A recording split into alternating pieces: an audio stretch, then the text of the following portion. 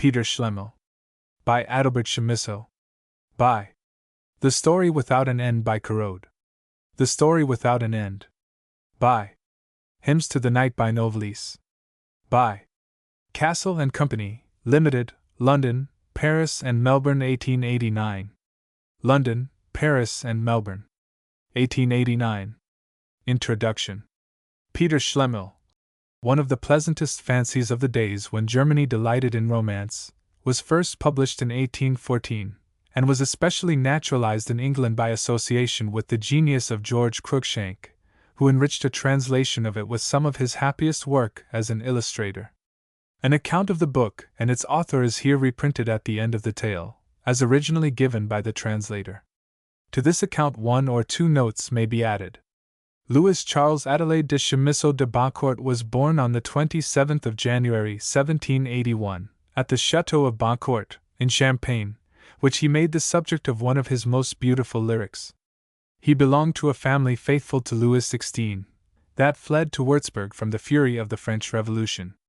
Thus he was taken to Germany a child of 9, and was left there when the family, with other emigrants, returned to France in 1801. At 15 he had Teutonized his name to Adelbert von Chamisso, and was appointed page to the Queen of Prussia.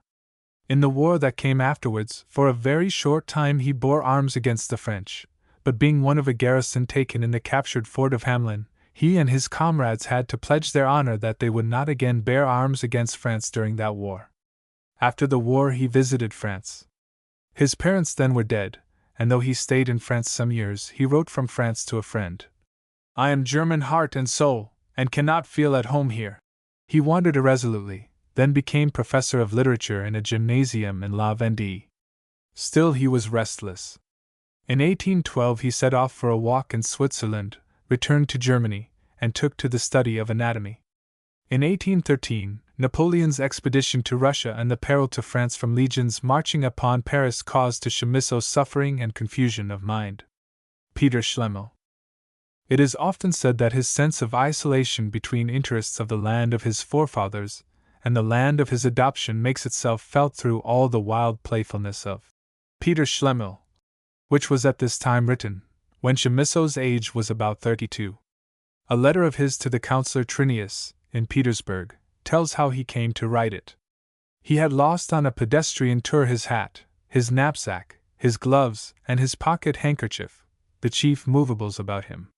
His friend Fouque asked him whether he hadn't also lost his shadow? The friends pleased their fancies in imagining what would have happened to him if he had. Not long afterwards he was reading in La Fontaine of a polite man who drew out of his pocket whatever was asked for. Chamisso thought, he will be bringing out next a coach and horses.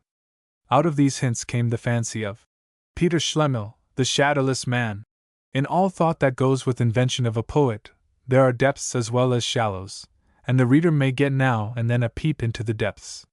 He may find, if he will, in a man's shadow that outward expression of himself which shows that he has been touched, like others, by the light of heaven.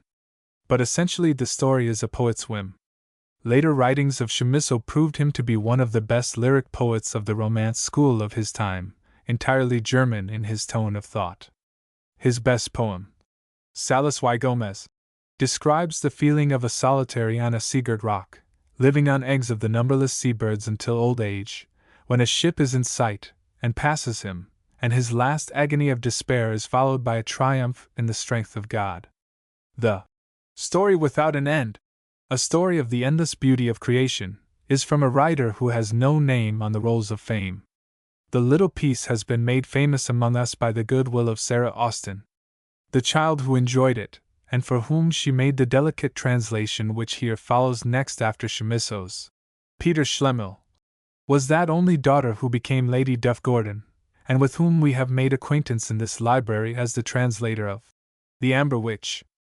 To make up the tale of pages in this little book without breaking its uniformity, I have added a translation of the Hymns to Night of Novalis. It is a translation made by myself 47 years ago, and printed in a student's magazine that I then edited. Novalis was the name assumed by a poet, Friedrich von Hardenberg, who died on the March 25, 1801, aged 29. He was bred among the Moravian Brethren, and then sent to the University of Jena. 2 years after his marriage to a young wife, Sophie von Kuhn, she died. That was in 1797. At the same time he lost a brother who was very dear to him. It was then, 4 years before his own death, that he wrote his Hymns to Night. H.M. Introductory Epistle from A. von Chamisso to Julius Edward Hitzig. From A. von Chamisso to Julius Edward Hitzig. You, who forget nobody, must surely remember one Peter Schlemihl, whom you used to meet occasionally at my house, a long-legged youth, who was considered stupid and lazy, on account of his awkward and careless air. I was sincerely attached to him. You cannot have forgotten him, Edward. He was on one occasion the hero of our rhymes, in the heyday of our youthful spirits, and I recollect taking him one evening to a poetical tea-party, where he fell asleep while I was writing, without even waiting to hear my effusion, and this reminds me of a witticism of yours respecting him. You had already seen him, I know not where or when, in an old black frock coat, which, indeed, he constantly wore, and you said, "He would be a lucky fellow if his soul were half as immortal as his coat." So little opinion had you of him.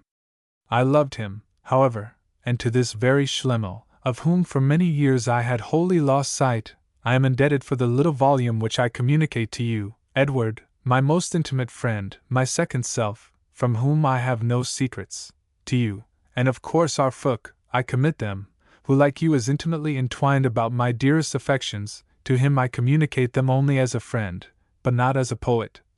For you can easily imagine how unpleasant it would be if a secret confided to me by an honest man, relying implicitly on my friendship and honor, were to be exposed to the public in a poem.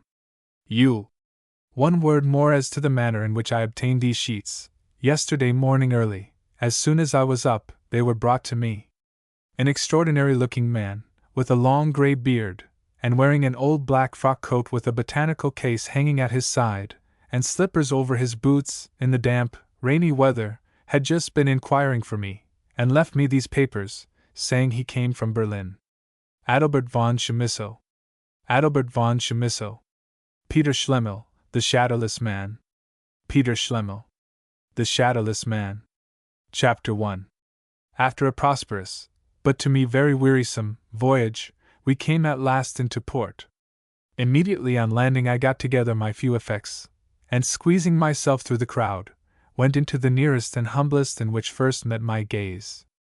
On asking for a room the waiter looked at me from head to foot, and conducted me to one. I asked for some cold water, and for the correct address of Mr. Thomas John, which was described as being by the North Gate, the first country house to the right, a large new house of red and white marble, with many pillars. This was enough. As the day was not yet far advanced, I untied my bundle, took out my newly turned black coat, dressed myself in my best clothes, and with my letter of recommendation, set out for the man who was to assist me in the attainment of my moderate wishes. After proceeding up the North Street, I reached the gate, and saw the marble columns glittering through the trees. Having wiped the dust from my shoes with my pocket handkerchief and readjusted my cravat, I rang the bell, offering up at the same time a silent prayer. The door flew open, and the porter sent in my name. I had soon the honor to be invited into the park, where Mr. John was walking with a few friends. I recognized him at once by his corpulency and self-complacent air. He received me very well, just as a rich man receives a poor devil, and turning to me, took my letter. "Oh, from my brother! It is a long time since I heard from him. Is he well, yonder?" he went on, turning to the company, and pointing to a distant hill. "Yonder is the site of the new building." He broke the seal without discontinuing the conversation, which turned upon riches. "The man," he said, "who does not possess at least 1,000,000 is a poor wretch." "Oh, how true!" I exclaimed, in the fullness of my heart. He seemed pleased at this, and replied with a smile, "Stop here, my dear friend. Afterwards I shall, perhaps, have time to tell you what I think of this," pointing to the letter, which he then put into his pocket, and turned round to the company, offering his arm to a young lady. His example was followed by the other gentlemen, each politely escorting a lady, and the whole party proceeded towards a little hill thickly planted with blooming roses.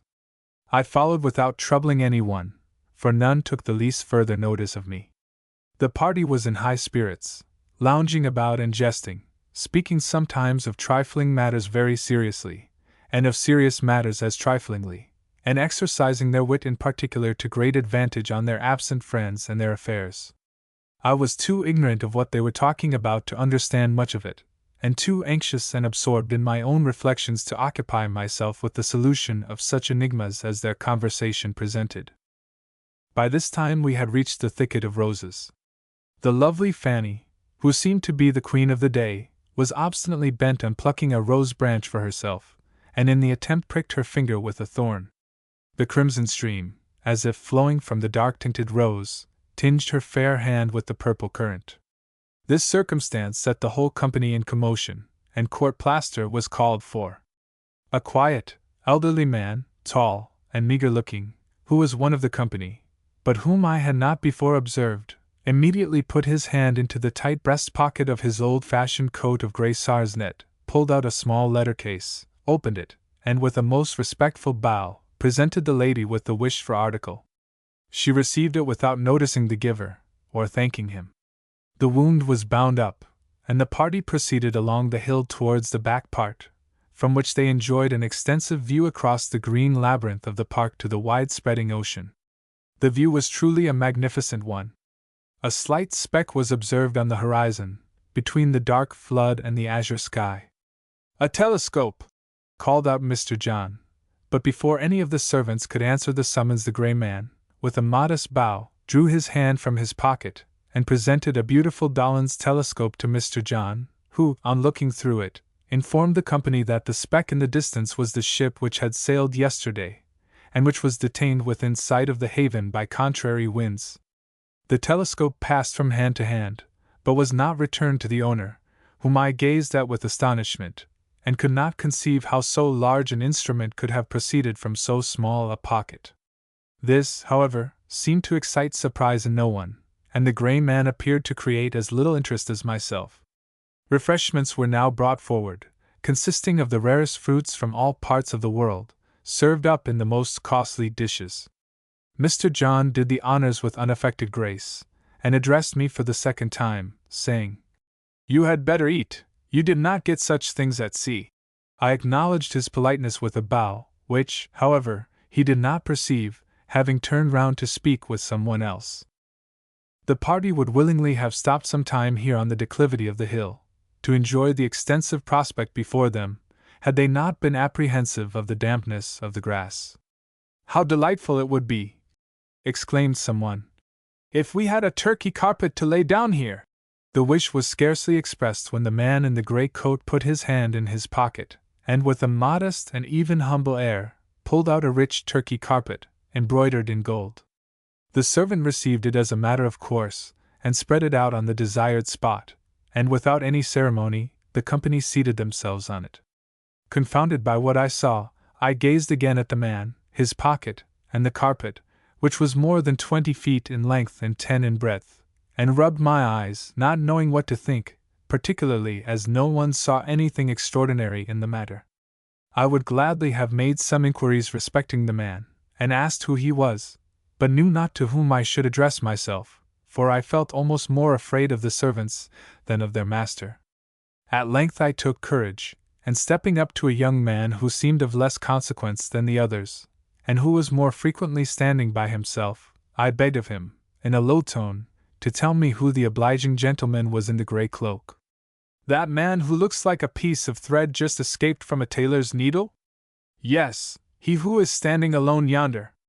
"I do not know," was the reply, and to avoid, as it seemed, any further conversation with me, he turned away, and spoke of some commonplace matters with a neighbor. The sun's rays now being stronger, the ladies complained of feeling oppressed by the heat, and the lovely Fanny, turning carelessly to the grey man, to whom I had not yet observed that any one had addressed the most trifling question, asked him if, perhaps, he had not a tent about him. He replied, with a low bow, as if some unmerited honor had been conferred upon him, and putting his hand in his pocket, drew from it canvas, poles, cord, iron, in short, everything belonging to the most splendid tent for a party of pleasure. The young gentleman assisted in pitching it, and it covered the whole carpet, but no one seemed to think that there was anything extraordinary in it. I had long secretly felt uneasy, indeed, almost horrified, but how was this feeling increased when, at the next wish expressed, I saw him take from his pocket 3 horses. Yes, Adelbert, 3 large beautiful steeds, with saddles and bridles, out of the very pocket whence had already issued a letter case, a telescope, a carpet 20 feet broad and 10 in length, and a pavilion of the same extent, with all its appurtenances.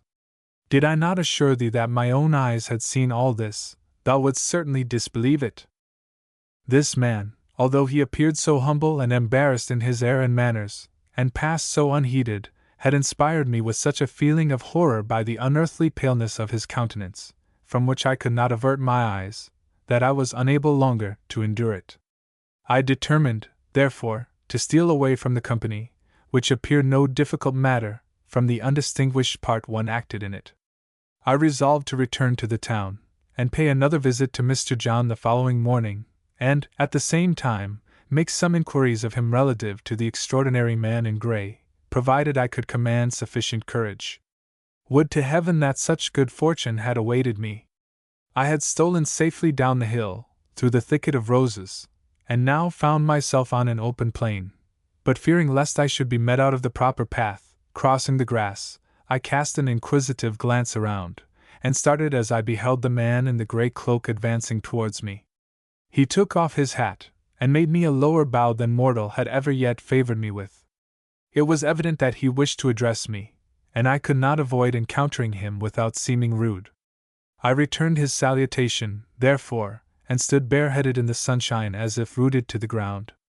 I gazed at him with the utmost horror, and felt like a bird fascinated by a serpent. He affected himself to have an air of embarrassment. With his eyes on the ground, he bowed several times, drew nearer, and at last, without looking up, addressed me in a low and hesitating voice, almost in the tone of a suppliant. "Will you, sir, excuse my importunity in venturing to intrude upon you in so unusual a manner? I have a request to make. Would you most graciously be pleased to allow me?" "Hold! For heaven's sake!" I exclaimed.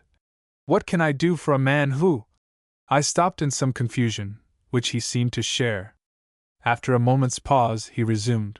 "During the short time I have had the pleasure to be in your company, I have, permit me, sir, to say, beheld with unspeakable admiration your most beautiful shadow, and remarked the air of noble indifference with which you, at the same time, turned from the glorious picture at your feet, as if disdaining to vouchsafe a glance at it. Excuse the boldness of my proposal, but perhaps you would have no objection to sell me your shadow?" He stopped, while my head turned round like a mill-wheel.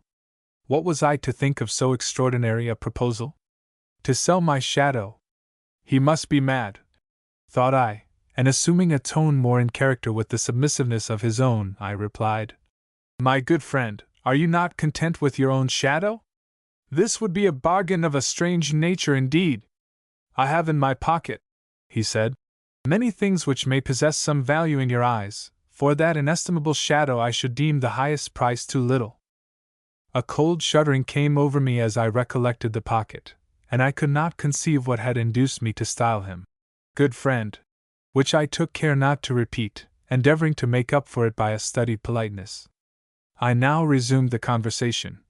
"But, sir, excuse your humble servant. I am at a loss to comprehend your meaning. My shadow, how can I—" "Permit me," he exclaimed, interrupting me, "to gather up the noble image as it lies on the ground, and to take it into my possession. As to the manner of accomplishing it, leave that to me.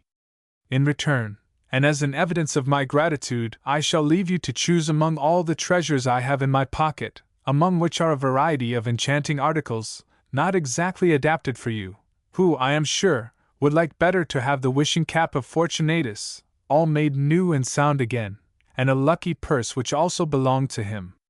"Fortunatus's purse!" cried I, and great as was my mental anguish, with that one word he had penetrated the deepest recesses of my soul. A feeling of giddiness came over me, and double ducats glittered before my eyes. "Be pleased, gracious sir, to examine this purse, and make a trial of its contents." He put his hand in his pocket, and drew forth a large, strongly stitched bag of stout cordovan leather, with a couple of strings to match, and presented it to me. I seized it, took out 10 gold pieces, then 10 more, and this I repeated again and again. Instantly I held out my hand to him. "Done," said I. "The bargain is made, my shadow for the purse." "Agreed," he answered, and immediately kneeling down, I beheld him, with extraordinary dexterity, gently loosen my shadow from the grass, lift it up, fold it together, and, at last, put it in his pocket. He then rose, bowed once more to me, and directed his steps towards the rose bushes.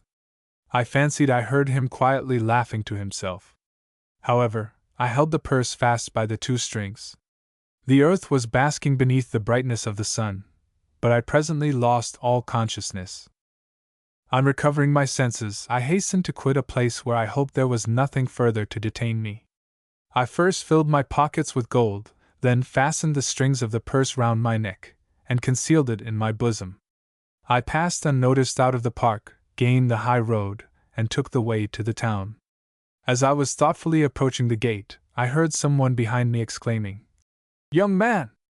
Young man! You have lost your shadow!" I turned, and perceived an old woman calling after me. "Thank you, my good woman," said I, and throwing her a piece of gold for her well-intended information, I stepped under the trees.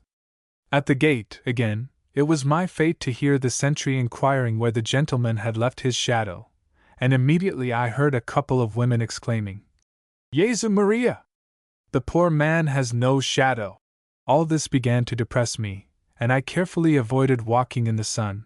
But this could not everywhere be the case, for in the next broad street I had to cross, and unfortunately for me, at the very hour in which the boys were coming out of school, a humpbacked lout of a fellow, I see him yet, soon made the discovery that I was without a shadow, and communicated the news, with loud outcries, to a knot of young urchins.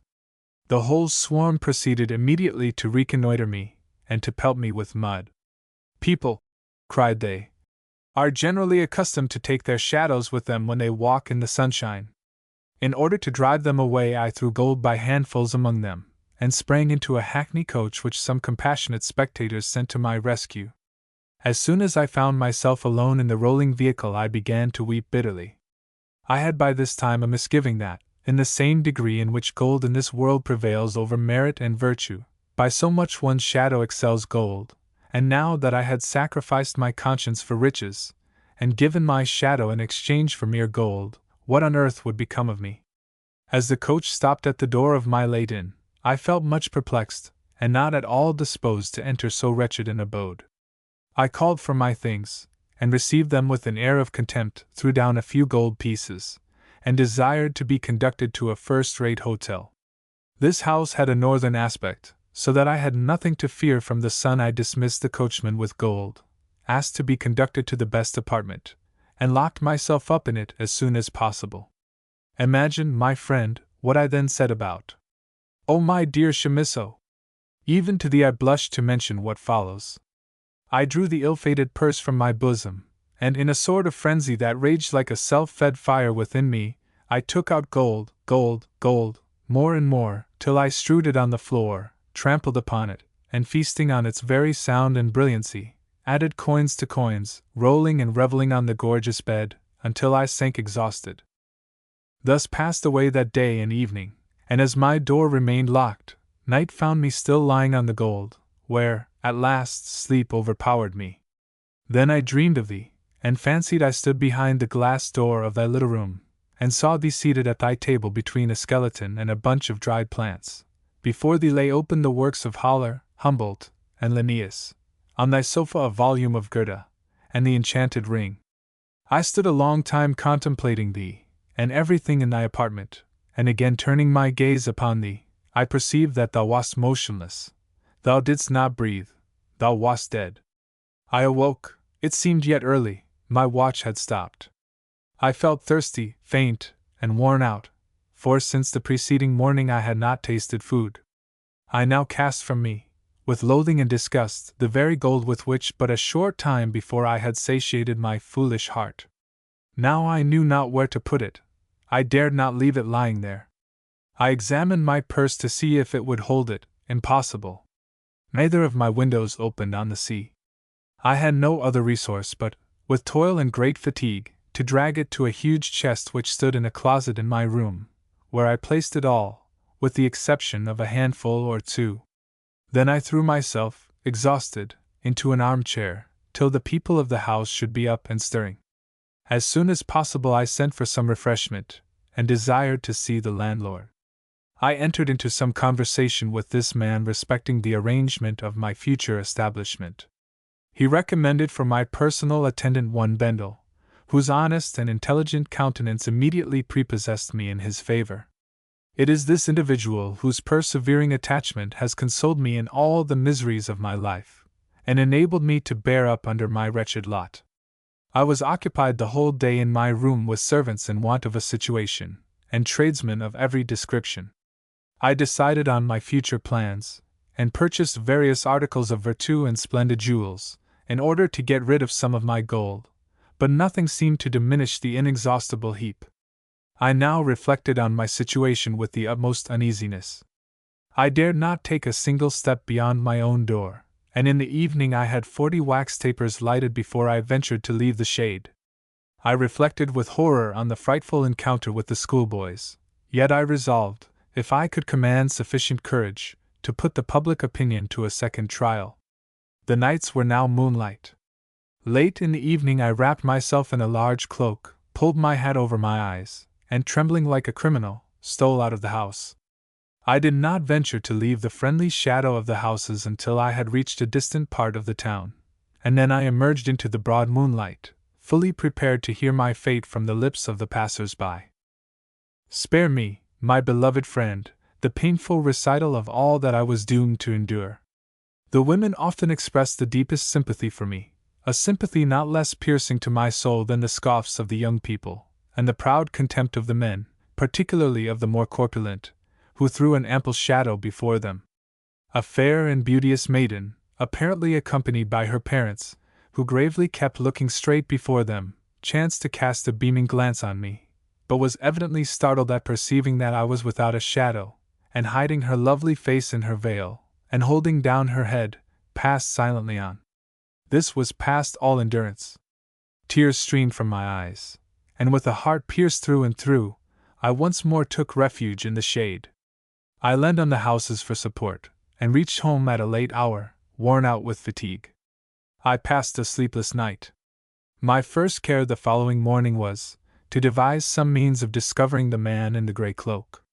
Perhaps I may succeed in finding him, and how fortunate it were if he should be as ill satisfied with his bargain as I am with mine. I desired Bendel to be sent for, who seemed to possess some tact and ability. I minutely described to him the individual who possessed a treasure without which life itself was rendered a burden to me. I mentioned the time and place at which I had seen him, named all the persons who were present, and concluded with the following directions. He was to inquire for a Dahlon's telescope, a Turkey carpet interwoven with gold, a marquee, and finally, for some black steeds, the history, without entering into particulars, of all these being singularly connected with the mysterious character who seemed to pass unnoticed by every one, but whose appearance had destroyed the peace and happiness of my life. As I spoke I produced as much gold as I could hold in my 2 hands, and added jewels and precious stones of still greater value. Bendel, said I, this smooths many a path, and renders that easy which seems almost impossible. Be not sparing of it, for I am not so, but go, and rejoice thy master with intelligence on which depend all his hopes. He departed, and returned late and melancholy. None of Mr. John's servants, none of his guests, and Bendel had spoken to them all, had the slightest recollection of the man in the grey cloak. The new telescope was still there, but no one knew how it had come, and the tent and Turkey carpet were still stretched out on the hill. The servants boasted of their master's wealth, but no one seemed to know by what means he had become possessed of these newly acquired luxuries. He was gratified, and it gave him no concern to be ignorant how they had come to him. The black coursers which had been mounted on that day were in the stables of the young gentleman of the party, who admired them as the munificent present of Mr. John. Such was the information I gained from Bendel's detailed account. But in spite of this unsatisfactory result, his zeal and prudence deserved and received my commendation. In a gloomy mood, I made him a sign to withdraw. "I have, sir," he continued, "laid before you all the information in my power relative to the subject of the most importance to you. I have now a message to deliver which I received early this morning from a person at the gate, as I was proceeding to execute the commission in which I have so unfortunately failed. The man's words were precisely these: 'Tell your master, Peter Schlemihl, he will not see me here again. I am going to cross the sea. A favorable wind now calls all the passengers on board. But in a year and a day I shall have the honor of paying him a visit, when, in all probability, I shall have a proposal to make to him of a very agreeable nature. Commend me to him most respectfully, with many thanks.' I inquired his name, but he said you would remember him." "What sort of person was he?" cried I, in great emotion, and Bendel described the man in the grey coat feature by feature, word for word, in short, the very individual in search of whom he had been sent. "How unfortunate!" cried I bitterly. "It was himself." Scales, as it were, fell from Bendel's eyes. "Yes, it was he," cried he. "Undoubtedly it was he, and fool, madman that I was, I did not recognize him, I did not, and have betrayed my master." He then broke out into a torrent of self-reproach, and his distress really excited my compassion. I endeavored to console him, repeatedly assuring him that I entertained no doubt of his fidelity, and dispatched him immediately to the wharf, to discover, if possible, some trace of the extraordinary being. But on that very morning many vessels which had been detained in port by contrary winds had set sail, all bound to different parts of the globe, and the grey man had disappeared like a shadow. Chapter 2. Of what use were wings to a man fast bound in chains of iron? They would but increase the horror of his despair. Like the dragon guarding his treasure, I remained cut off from all human intercourse, and starving amidst my very gold, for it gave me no pleasure. I anathematized it as the source of all my wretchedness. Of sole depository of my fearful secret, I trembled before the meanest of my attendants, whom, at the same time, I envied, for he possessed a shadow, and could venture to go out in the daytime, while I shut myself up in my room day and night, and indulged in all the bitterness of grief. One individual, however, was daily pining away before my eyes, my faithful Bendel, who was the victim of silent self-reproach, tormenting himself with the idea that he had betrayed the confidence reposed in him by a good master, in failing to recognize the individual in quest of whom he had been sent, and with whom he had been led to believe that my melancholy fate was closely connected. Still, I had nothing to accuse him with, as I recognized in the occurrence the mysterious character of the unknown. In order to leave no means untried, I one day dispatched Bendel with a costly ring to the most celebrated artist in the town, desiring him to wait upon me. He came, and dismissing the attendants, I secured the door, placing myself opposite to him, and, after extolling his art, with a heavy heart came to the point, first enjoining the strictest secrecy. "For a person," said I, "who most unfortunately has lost his shadow, could you paint a false one? Do you speak of the natural shadow?" "Precisely so." "But," he asked, "by what awkward negligence can a man have lost his shadow?"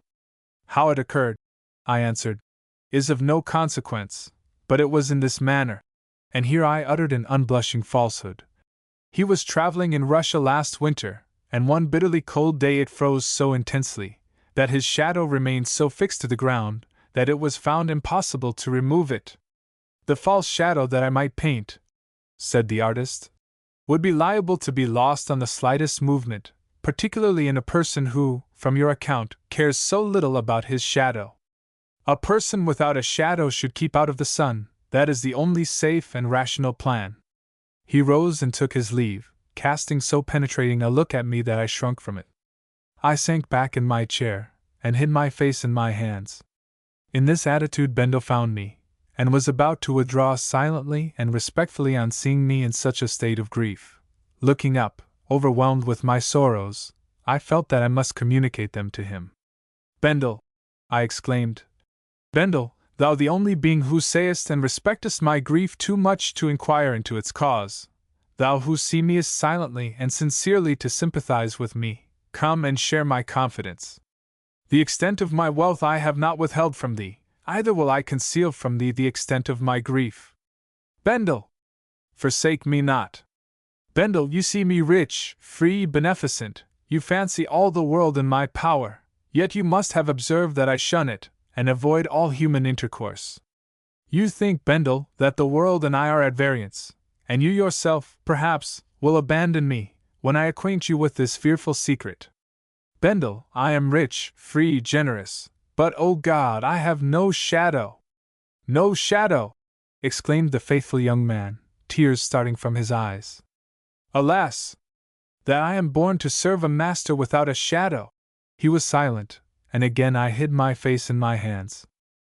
"Bendel," at last I tremblingly resumed, "you have now my confidence. You may betray me, go, bear witness against me."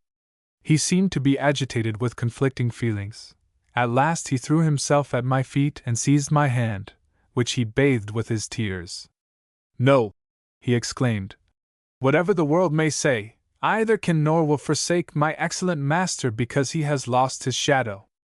I will rather do what is right than what may seem prudent. I will remain with you, I will shade you with my own shadow, I will assist you when I can, and when I cannot I will weep with you." I fell upon his neck, astonished at sentiments so unusual, for it was very evident that he was not prompted by the love of money. My mode of life and my fate now became somewhat different. It is incredible with what provident foresight Bendel contrived to conceal my deficiency. Everywhere he was before me and with me, providing against every contingency, and in cases of unlooked-for danger, flying to shield me with his own shadow, for he was taller and stouter than myself. Thus I once more ventured among mankind, and began to take a part in worldly affairs. I was compelled, indeed, to affect certain peculiarities and whims, but in a rich man they seem only appropriate, and so long as the truth was kept concealed I enjoyed all the honor and respect which gold could procure. I now looked forward with more composure to the promised visit of the mysterious unknown at the expiration of the year and a day. I was very sensible that I could not venture to remain long in a place where I had once been seen without a shadow, and where I might easily be betrayed, and perhaps, too, I recollected my first introduction to Mr. John, and this was by no means a pleasing reminiscence. However, I wished just to make a trial here, that I might with greater ease and security visit some other place. But my vanity for some time withheld me, for it is in this quality of our race that the anchor takes the firmest hold. Even the lovely Fanny, whom I again met in several places, without her seeming to recollect that she had ever seen me before, bestowed some notice on me, for wit and understanding were mine in abundance now. When I spoke, I was listened to, and I was at a loss to know how I had so easily acquired the art of commanding attention, and giving the tone to the conversation. The impression which I perceived I had made upon this fair one completely turned my brain, and this was just what she wished. After that, I pursued her with infinite pains through every obstacle. My vanity was only intent on exciting hers to make a conquest of me, but although the intoxication disturbed my head, it failed to make the least impression on my heart. But why detail to you the oft-repeated story which I have so often heard from yourself? However, in the old and well-known drama in which I played so worn-out a part, a catastrophe occurred of quite a peculiar nature, in a manner equally unexpected to her, to me, and to everybody.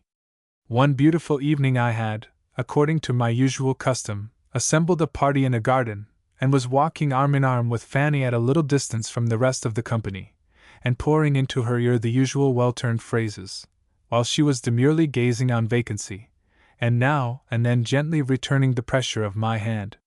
The moon suddenly emerged from behind a cloud at our back. Fanny perceived only her own shadow before us. She started, looked at me with terror, and then again on the ground, in search of my shadow.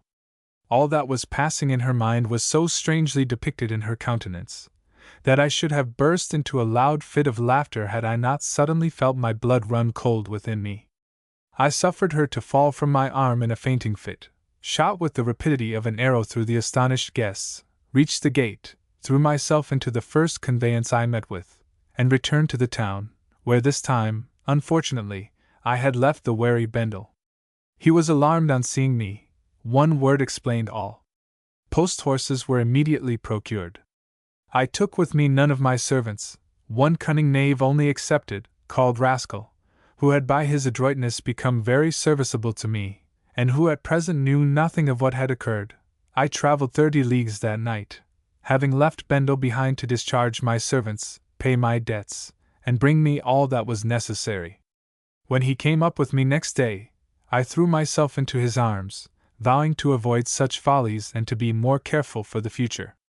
We pursued our journey uninterruptedly over the frontiers and mountains, and it was not until I had placed this lofty barrier between myself and the beforementioned unlucky town that I was persuaded to recruit myself after my fatigues in a neighboring and little frequented watering place.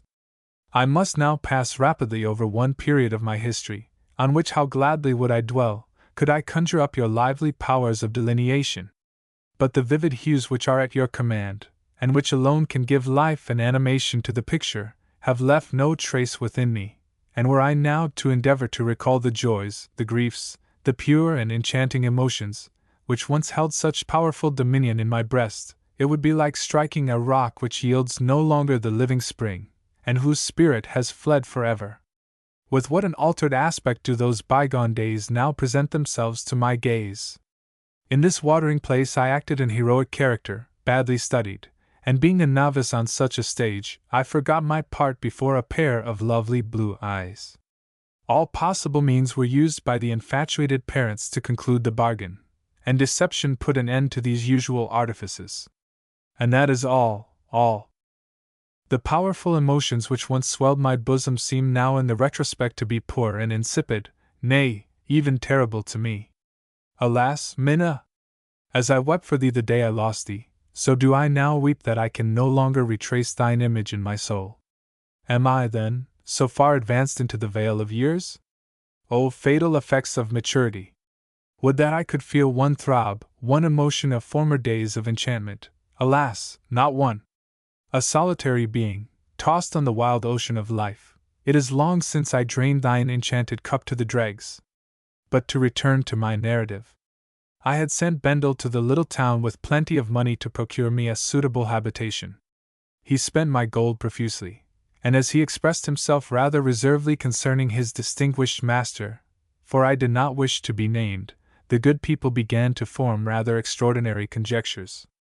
As soon as my house was ready for my reception, Bendel returned to conduct me to it. We set out on our journey. About a league from the town, on a sunny plain, we were stopped by a crowd of people, arrayed in holiday attire for some festival. The carriage stopped. Music, bells, cannons were heard, and loud acclamations rang through the air. Before the carriage now appeared in white dresses a chorus of maidens, all of extraordinary beauty, but one of them shone in resplendent loveliness, and eclipsed the rest as the sun eclipses the stars of night. She advanced from the midst of her companions, and with a lofty yet winning air, blushingly knelt before me, presenting on a silken cushion a wreath, composed of laurel branches, the olive, and the rose, saying something respecting majesty, love, honor, and sea, which I could not comprehend, but the sweet and silvery magic of her tones intoxicated my senses and my whole soul. It seemed as if some heavenly apparition were hovering over me. The chorus now began to sing the praises of a good sovereign, and the happiness of his subjects. All this, dear Chamisso, took place in the sun. She was kneeling 2 steps from me, and I, without a shadow, could not dart through the air, nor fall on my knees before the angelic being. Oh, what would I not now have given for a shadow! To conceal my shame, agony, and despair, I buried myself in the recesses of the carriage. Bendel at last thought of an expedient. He jumped out of the carriage. I called him back, and gave him out of the casket I had by me a rich diamond coronet, which had been intended for the lovely Fanny. He stepped forward, and spoke in the name of his master, who, he said, was overwhelmed by so many demonstrations of respect, which he really could not accept as an honor. There must be some error. Nevertheless, he begged to express his thanks for the goodwill of the worthy townspeople. In the meantime, Bendel had taken the wreath from the cushion, and laid the brilliant crown in its place. He then respectfully raised the lovely girl from the ground, and, at one sign, the clergy, magistrates, and all the deputations withdrew. The crowd separated to allow the horses to pass, and we pursued our way to the town at full gallop, through arches ornamented with flowers and branches of laurel. Salvos of artillery again were heard. The carriage stopped at my gate. I hastened through the crowd which curiosity had attracted to witness my arrival. Enthusiastic shouts resounded under my windows, from whence I showered gold amidst the people, and in the evening the whole town was illuminated. Still all remained a mystery to me, and I could not imagine for whom I had been taken. I sent Rascal out to make inquiry, and he soon obtained intelligence that the good King of Prussia was traveling through the country under the name of some count, that my aide-de-camp had been recognized, and that he had divulged the secret, that on acquiring the certainty that I would enter their town, their joy had known no bounds. However, as they perceived I was determined on preserving the strictest incognito, they felt how wrong they had been in too importunately seeking to withdraw the veil, but I had received them so condescendingly, and so graciously, that they were sure I would forgive them. The whole affair was such capital amusement to the unprincipled rascal, that he did his best to confirm the good people in their belief, while affecting to reprove them. He gave me a very comical account of the matter, and seeing that I was amused by it, actually endeavored to make a merit of his impudence. Shall I own the truth? My vanity was flattered by having been mistaken for our revered sovereign. I ordered a banquet to be got ready for the following evening, under the trees before my house, and invited the whole town. The mysterious power of my purse, Bendel's exertions, and Rascal's ready invention, made the shortness of the time seem as nothing. It was really astonishing how magnificently and beautifully everything was arranged in these few hours. Splendor and abundance vied with each other, and the lights were so carefully arranged that I felt quite safe. The zeal of my servants met every exigency and merited all praise. Evening drew on, the guests arrived, and were presented to me. The word Majesty was now dropped, but with the deepest respect and humility, I was addressed as the Count. What could I do? I accepted the title, and from that moment I was known as Count Peter. In the midst of all this festivity my soul pined for one individual. She came late, she who was the empress of the scene, and wore the emblem of sovereignty on her brow. She modestly accompanied her parents, and seemed unconscious of her transcendent beauty. The ranger of the forests, his wife, and daughter, were presented to me. I was at no loss to make myself agreeable to the parents, but before the daughter I stood like a well-scolded schoolboy, incapable of speaking a single word. At length I hesitatingly entreated her to honor my banquet by presiding at it, an office for which her rare endowments pointed her out as admirably fitted. With a blush and an expressive glance she entreated to be excused, but in still greater confusion than herself, I respectfully begged her to accept the homage of the first and most devoted of her subjects, and one glance of the Count was the same as a command to the guests, who all vied with each other in acting up to the spirit of the noble host. In her person Majesty, innocence, and grace, in union with beauty, presided over this joyous banquet. Minna's happy parents were elated by the honors conferred upon their child. As for me, I abandoned myself to all the intoxication of delight. I sent for all the jewels, pearls, and precious stones still left to me, the produce of my fatal wealth, and, filling 2 vases, I placed them on the table, in the name of the queen of the banquet, to be divided among her companions and the remainder of the ladies. I ordered gold in the meantime to be showered down without ceasing among the happy multitude. Next morning Bendel told me in confidence that the suspicions he had long entertained of Rascal's honesty were now reduced to a certainty. He had yesterday embezzled many bags of gold. Never mind, said I. Let him enjoy his paltry booty. I like to spend it, why should not he? Yesterday he, and all the newly engaged servants whom you had hired, served me honorably, and cheerfully assisted me to enjoy the banquet. No more was said on the subject. Rascal remained at the head of my domestics. Bendel was my friend and confidant. He had by this time become accustomed to look upon my wealth as inexhaustible, without seeking to inquire into its source. He entered into all my schemes, and effectually assisted me in devising methods of spending my money. Of the pale, sneaking scoundrel, the unknown, Bendel only knew thus much, that he alone had power to release me from the curse which weighed so heavily on me, and yet that I stood in awe of him on whom all my hopes rested.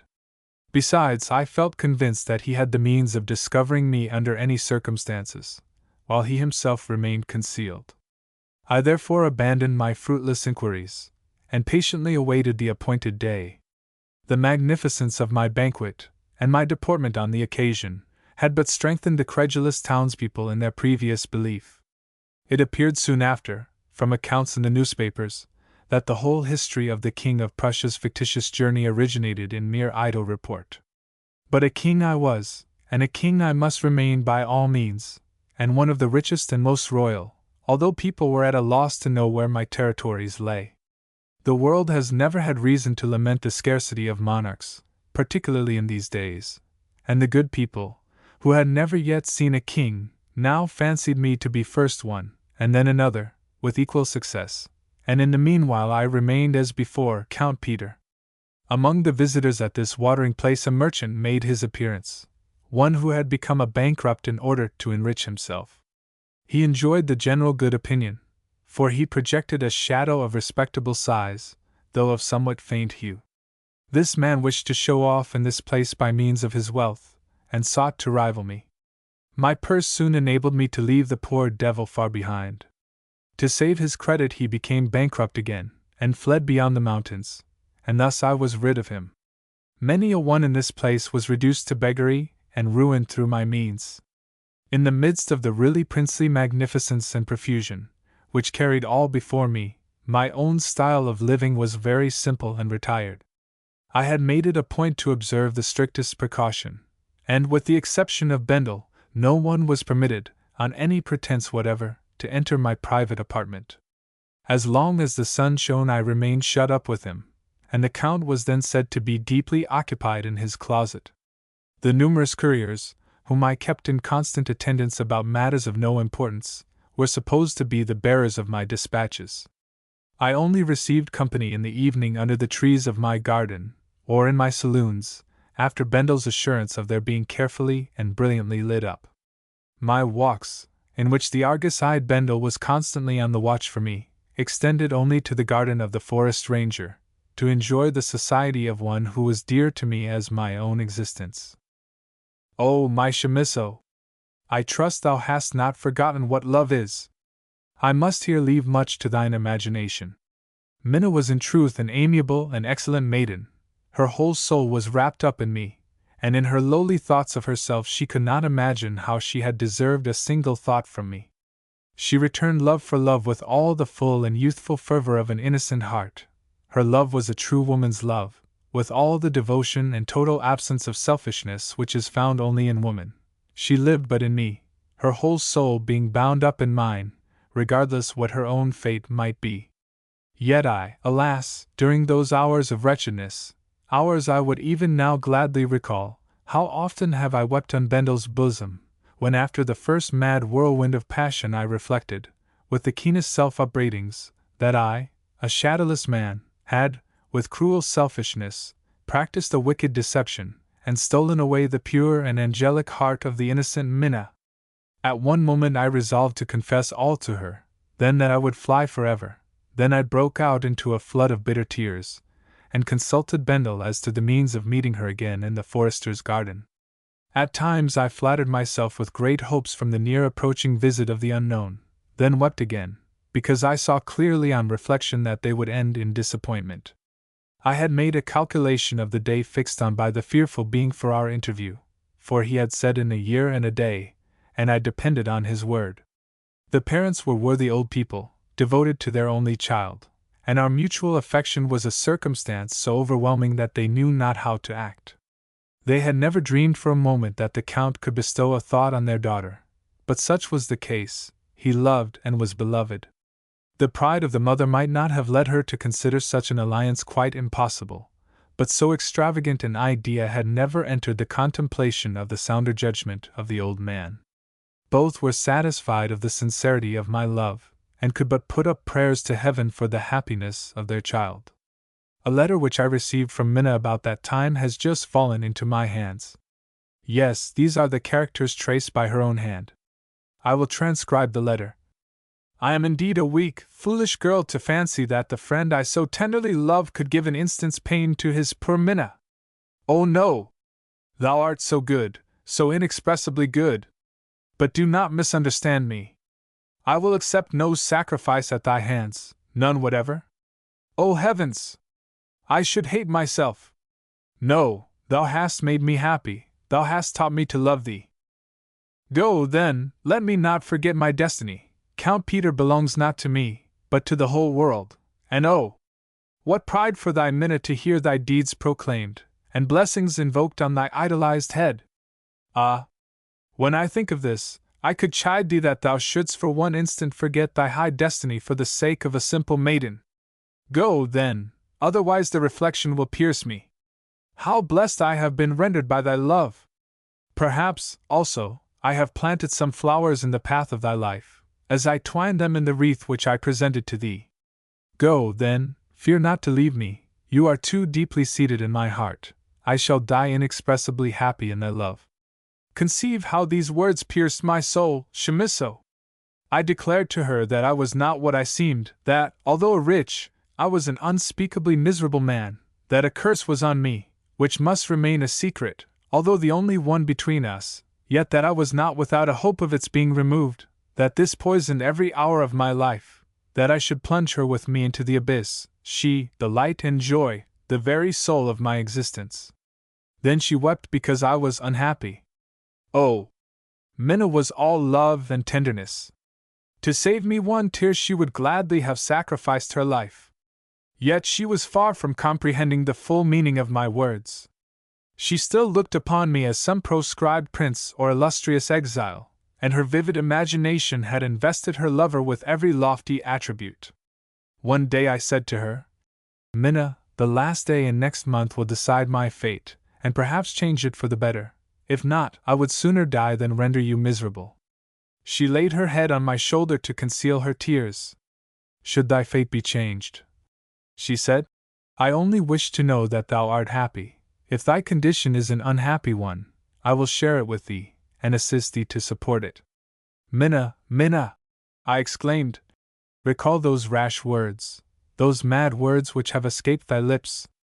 Didst thou know the misery and curse? Didst thou know who, what, thy lover? Sayest thou not, my Minna, this convulsive shuddering which thrills my whole frame, and that there is a secret in my breast which you cannot penetrate? She sank sobbing at my feet, and renewed her vows and entreaties. Her father now entered, and I declared to him my intention to solicit the hand of his daughter on the first day of the month after the ensuing one. I fixed that time, I told him, because circumstances might probably occur in the interval materially to influence my future destiny, but my love for his daughter was unchangeable. The good old man started at hearing such words from the mouth of Count Peter. He fell upon my neck, and rose again in the utmost confusion for having forgotten himself.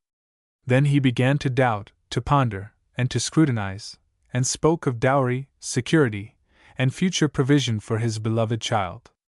I thanked him for having reminded me of all this, and told him it was my wish to remain in a country where I seemed to be beloved, and to lead a life free from anxiety.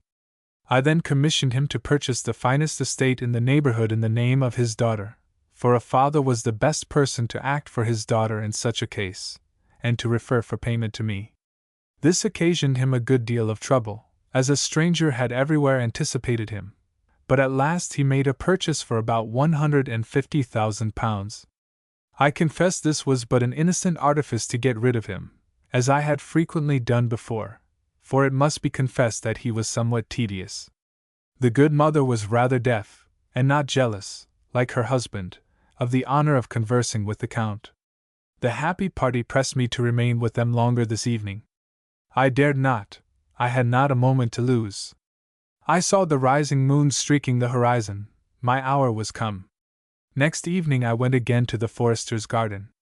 I had wrapped myself closely up in my cloak, slouched my hat over my eyes, and advanced towards Minna. As she raised her head and looked at me, she started involuntarily. The apparition of that dreadful night in which I had been seen without a shadow was now standing distinctly before me. It was she herself. Had she recognized me? She was silent and thoughtful. I felt an oppressive load at my heart. I rose from my seat. She laid her head on my shoulder, still silent and in tears. I went away. I now found her frequently weeping. I became more and more melancholy. Her parents were beyond expression happy. The eventful day approached, threatening and heavy, like a thundercloud. The evening preceding arrived. I could scarcely breathe. I had carefully filled a large chest with gold, and sat down to await the appointed time, the 12th hour. It struck.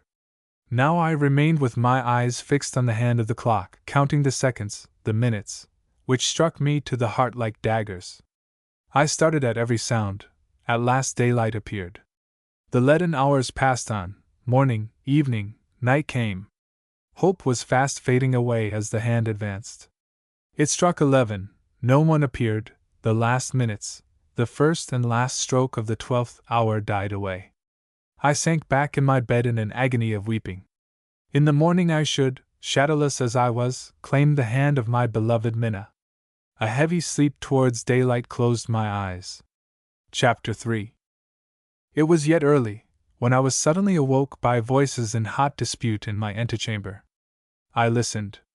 Bendel was forbidding Rascal to enter my room, who swore he would receive no orders from his equals, and insisted on forcing his way. The faithful Bendel reminded him that if such words reached his master's ears, he would turn him out of an excellent place. Rascal threatened to strike him if he persisted in refusing his entrance. By this time, having half dressed myself, I angrily threw open the door, and addressing myself to Rascal, inquired what he meant by such disgraceful conduct. He drew back a couple of steps, and coolly answered, "Count Peter, may I beg most respectfully that you will favor me with a sight of your shadow? The sun is now shining brightly in the court below."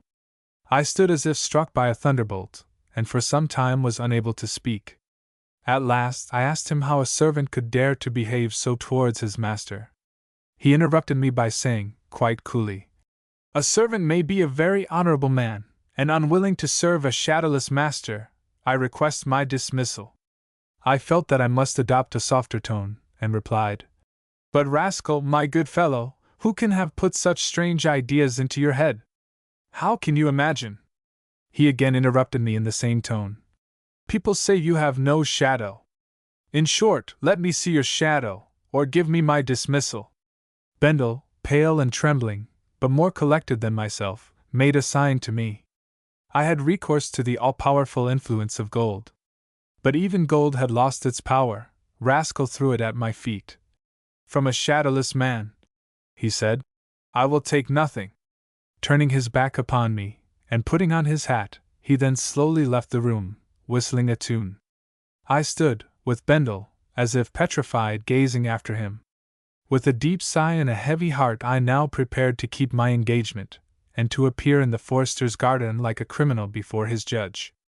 I entered by the shady arbor, which had received the name of Count Peter's arbor, where we had appointed to meet. The mother advanced with a cheerful air. Minna sat fair and beautiful as the early snow of autumn reposing on the departing flowers, soon to be dissolved and lost in the cold stream. The ranger, with a written paper in his hand, was walking up and down in an agitated manner, and struggling to suppress his feelings, his usually unmoved countenance being one moment flushed, and the next perfectly pale. He came forward as I entered, and, in a faltering voice, requested a private conversation with me. The path by which he requested me to follow him led to an open spot in the garden, where the sun was shining. I sat down. A long silence ensued, which even the good woman herself did not venture to break. The ranger, in an agitated manner, paced up and down with unequal steps.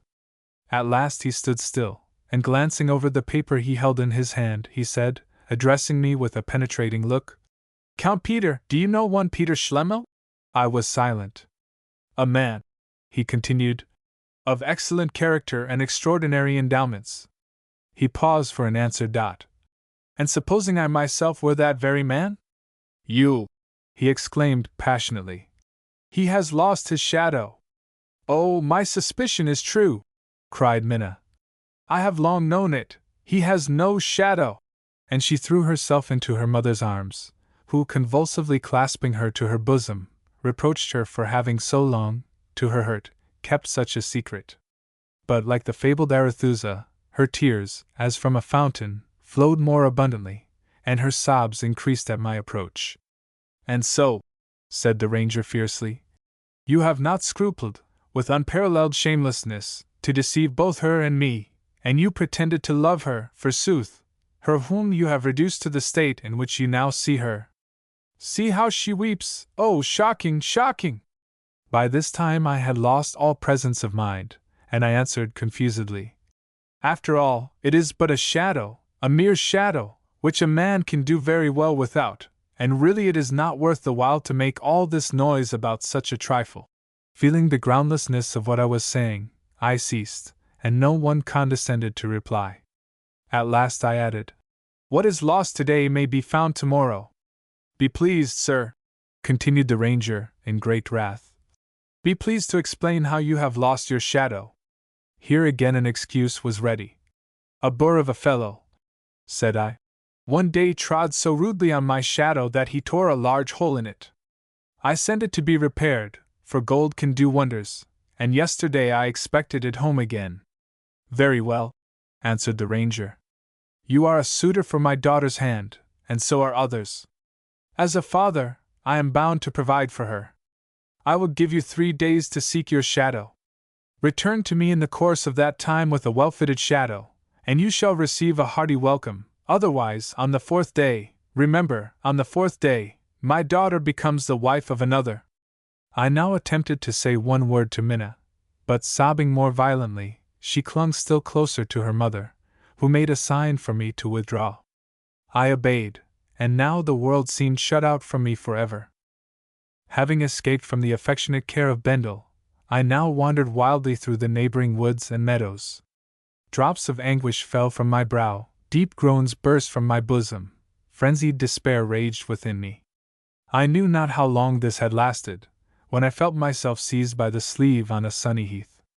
I stopped, and looking up, beheld the grey-coated man, who appeared to have run himself out of breath in pursuing me. He immediately began. I had, said he, appointed this day, but your impatience anticipated it. All, however, may yet be right. Take my advice, redeem your shadow, which is at your command, and return immediately to the ranger's garden, where you will be well received, and all the past will seem a mere joke. As for Rascal, who has betrayed you in order to pay his addresses to Minna, leave him to me. He is just a fit subject for me. I stood like one in a dream. This day? I considered again. He was right. I had made a mistake of a day. I felt in my bosom for the purse. He perceived my intention and drew back. No, Count Peter, the purse is in good hands, pray keep it. I gazed at him with looks of astonishment and inquiry. I only beg a trifle as a token of remembrance. Be so good as to sign this memorandum. On the parchment, which he held out to me, were these words. By virtue of this present, to which I have appended my signature, I hereby bequeath my soul to the holder, after its natural separation from my body. I gazed in mute astonishment alternately at the paper and the grey unknown. In the meantime he had dipped a new pen in a drop of blood which was issuing from a scratch in my hand just made by a thorn. He presented it to me. Who are you? At last I exclaimed. What can it signify? He answered. Do you not perceive who I am? A poor devil, a sort of scholar and philosopher, who obtains but poor thanks from his friends for his admirable arts, and whose only amusement on earth consists in his small experiments. But just sign this, to the right, exactly underneath, Peter Schlemihl. I shook my head and replied, Excuse me, sir, I cannot sign that. Cannot? He exclaimed. And why not?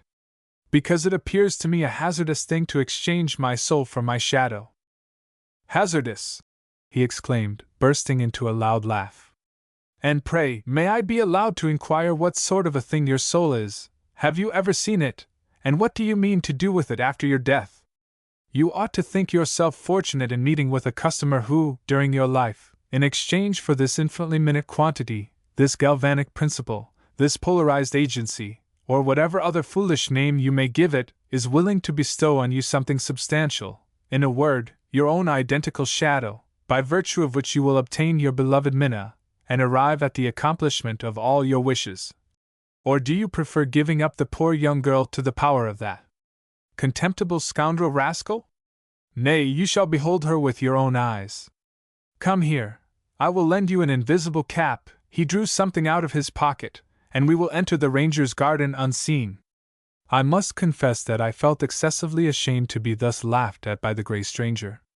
I detested him from the very bottom of my soul, and I really believe this personal antipathy, more than principle or previously formed opinion, restrained me from purchasing my shadow, much as I stood in need of it, at such an expense.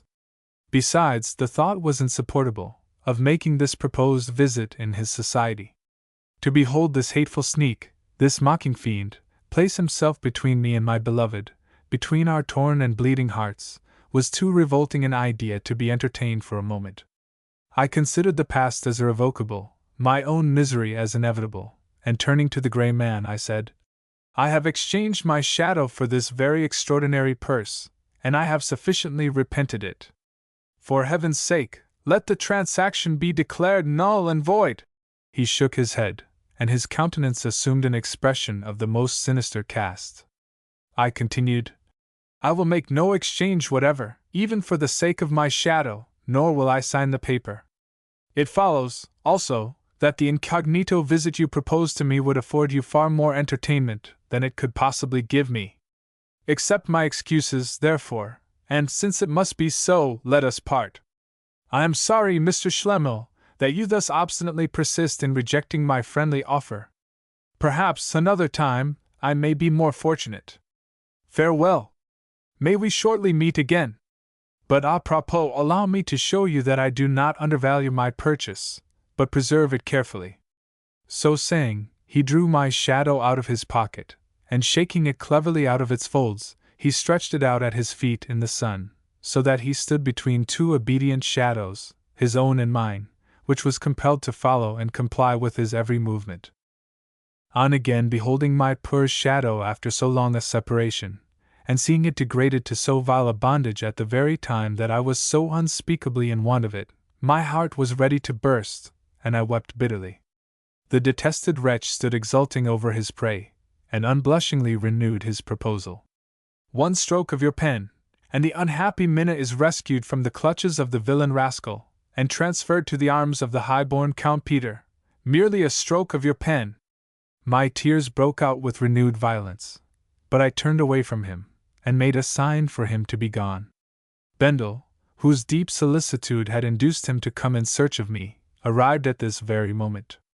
The good and faithful creature, on seeing me weeping, and that a shadow, evidently mine, was in the power of the mysterious unknown, determined to rescue it by force, should that be necessary, and disdaining to use any finesse, he desired him directly, and without any disputing, to restore my property.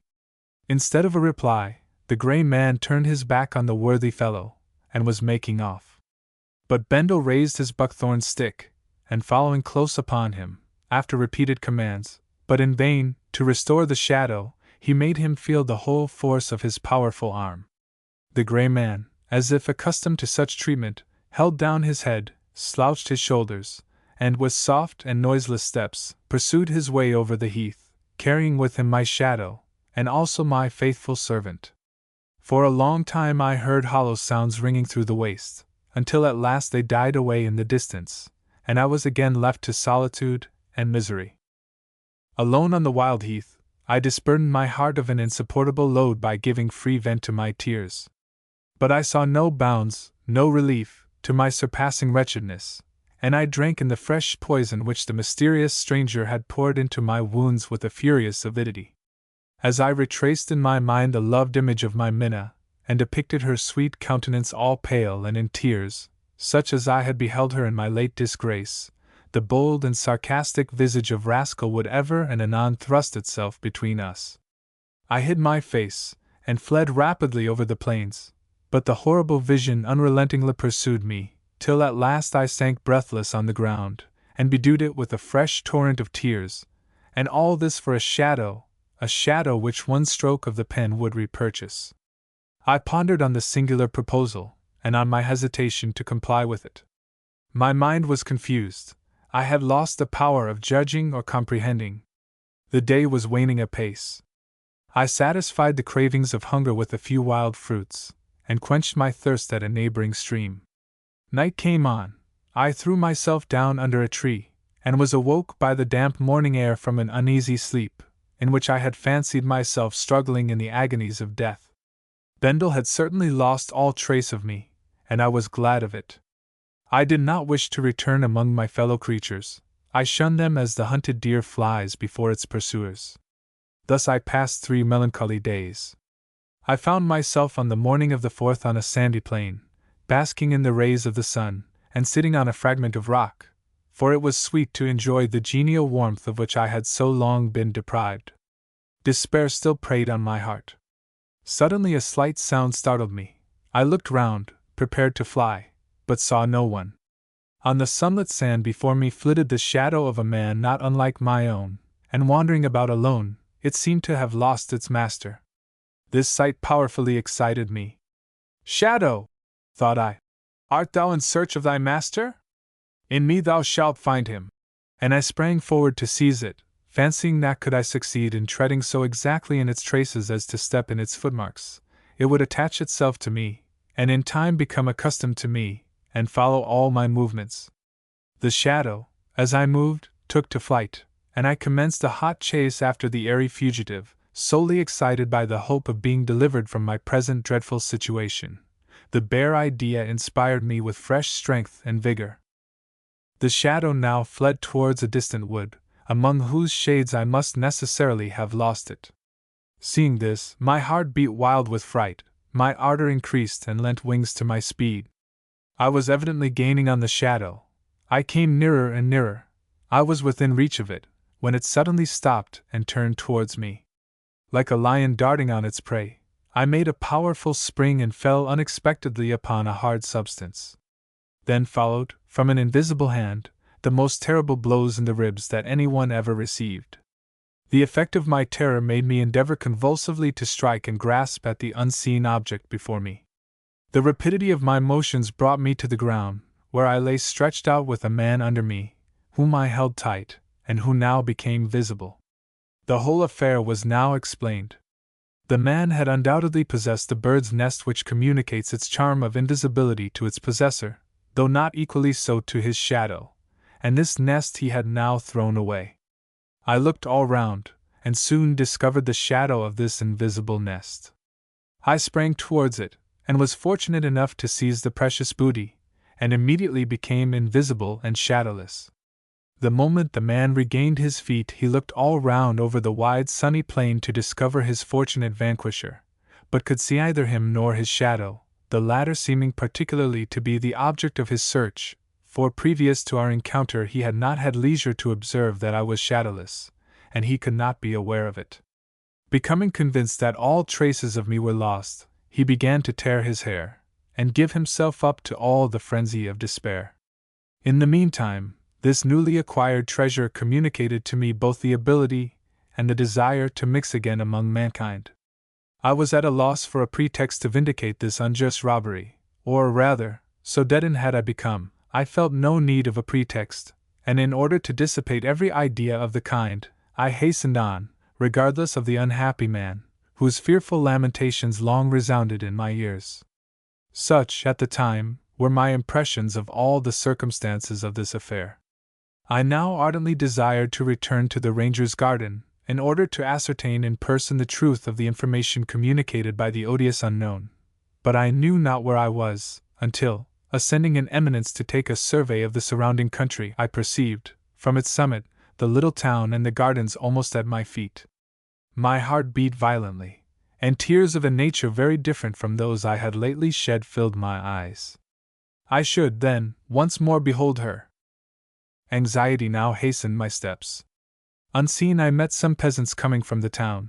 They were talking of me, of Rascal, and of the ranger.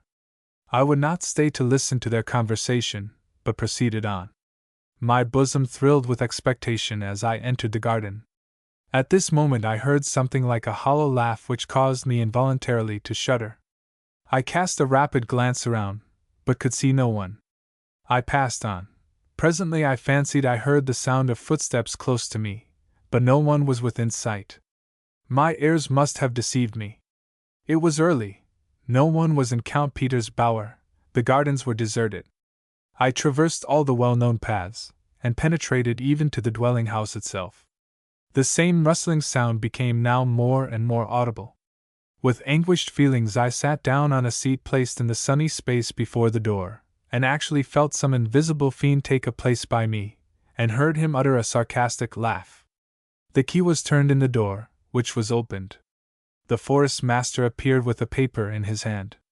Suddenly my head was, as it were, enveloped in a mist.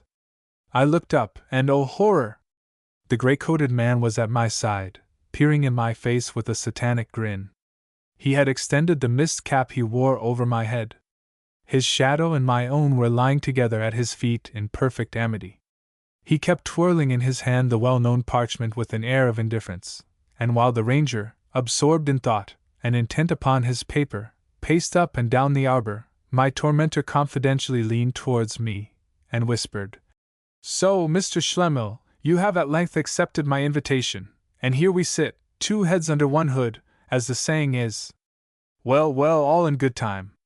But now you can return me my bird's nest, you have no further occasion for it, and I am sure you are too honorable a man to withhold it from me. No need of thanks, I assure you. I had infinite pleasure in lending it to you." He took it out of my unresisting hand, put it into his pocket, and then broke into so loud a laugh at my expense that the forest master turned round, startled at the sound. I was petrified. "You must acknowledge," he continued, "that in our position a hood is much more convenient. It serves to conceal not only a man, but his shadow, or as many shadows as he chooses to carry. I, for instance, today bring 2, you perceive." He laughed again. "Take notice, Schlemihl, that what a man refuses to do with a good grace in the first instance, he is always in the end compelled to do. I am still of opinion that you ought to redeem your shadow and claim your bride, for it is yet time, and as to Rascal, he shall dangle at a rope's end, no difficult matter, so long as we can find a bit. As a mark of friendship I will give you my cap into the bargain." The mother now came out, and the following conversation took place. "What is Minna doing?" "She is weeping." "Silly child! What good can that do?" "None, certainly, but it is so soon to bestow her hand on another." "Oh, husband, you are too harsh to your poor child." "No, wife, you view things in a wrong light. When she finds herself the wife of a wealthy and honorable man, her tears will soon cease. She will waken out of a dream, as it were, happy and grateful to heaven and to her parents, as you will see." "Heaven grant it may be so," replied the wife. "She has, indeed, now considerable property. But after the noise occasioned by her unlucky affair with that adventurer, do you imagine that she is likely soon to meet with so advantageous a match as Mr. Rascal? Do you know the extent of Mr. Rascal's influence and wealth? Why, he has purchased with ready money, in this country, 6 millions of landed property, free from all encumbrances. I have had all the documents in my hands. It was he who outbid me everywhere when I was about to make a desirable purchase, and besides he has bills on Mr. Thomas John's house to the amount of 3 millions and a half. He must have been a prodigious thief." "How foolishly you talk! He wisely saved where others squandered their property." "A mere livery servant!" "Nonsense! He has at all events an unexceptionable shadow." "True, but—" While this conversation was passing, the gray-coated man looked at me with a satirical smile. The door opened, and Minna entered, leaning on the arm of her female attendant, silent tears flowing down her fair but pallid face.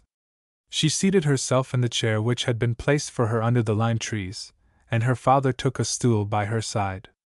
He gently raised her hand, and as her tears flowed afresh, he addressed her in the most affectionate manner. My own dear, good child, my Minna, will act reasonably, and not afflict her poor old father, who only wishes to make her happy. My dearest child, this blow has shaken you, dreadfully, I know it, but you have been saved, as by a miracle, from a miserable fate, my Minna. You loved the unworthy villain most tenderly before his treachery was discovered. I feel all this, Minna, and far be it from me to reproach you for it. In fact, I myself loved him so long as I considered him to be a person of rank. You now see yourself how differently it has turned out. Every dog has a shadow, and the idea of my child having been on the eve of uniting herself to a man who— but I am sure you will think no more of him.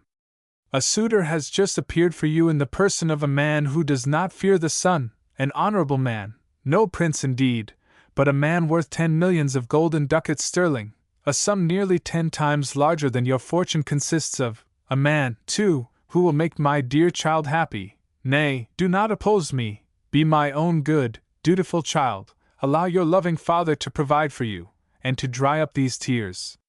Promise to bestow your hand on Mr. Rascal. Speak, my child, will you not? Minna could scarcely summon strength to reply that she had now no longer any hopes or desires on earth, and that she was entirely at her father's disposal.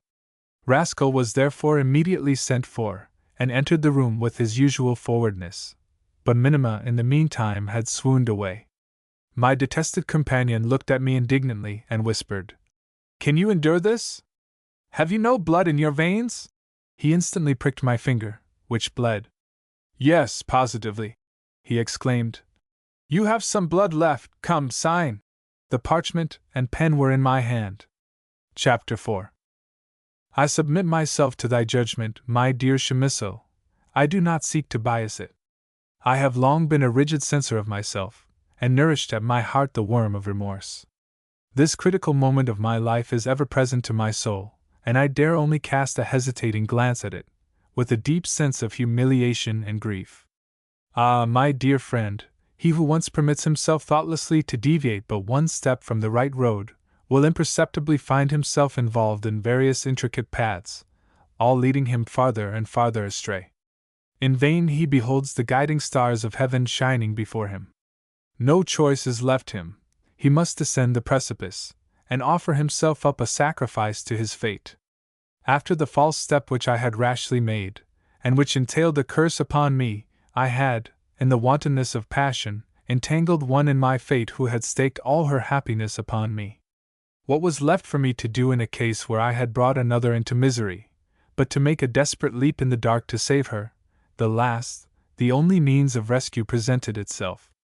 Think not so meanly of me, Chamisso, as to imagine that I would have shrunk from any sacrifice on my part.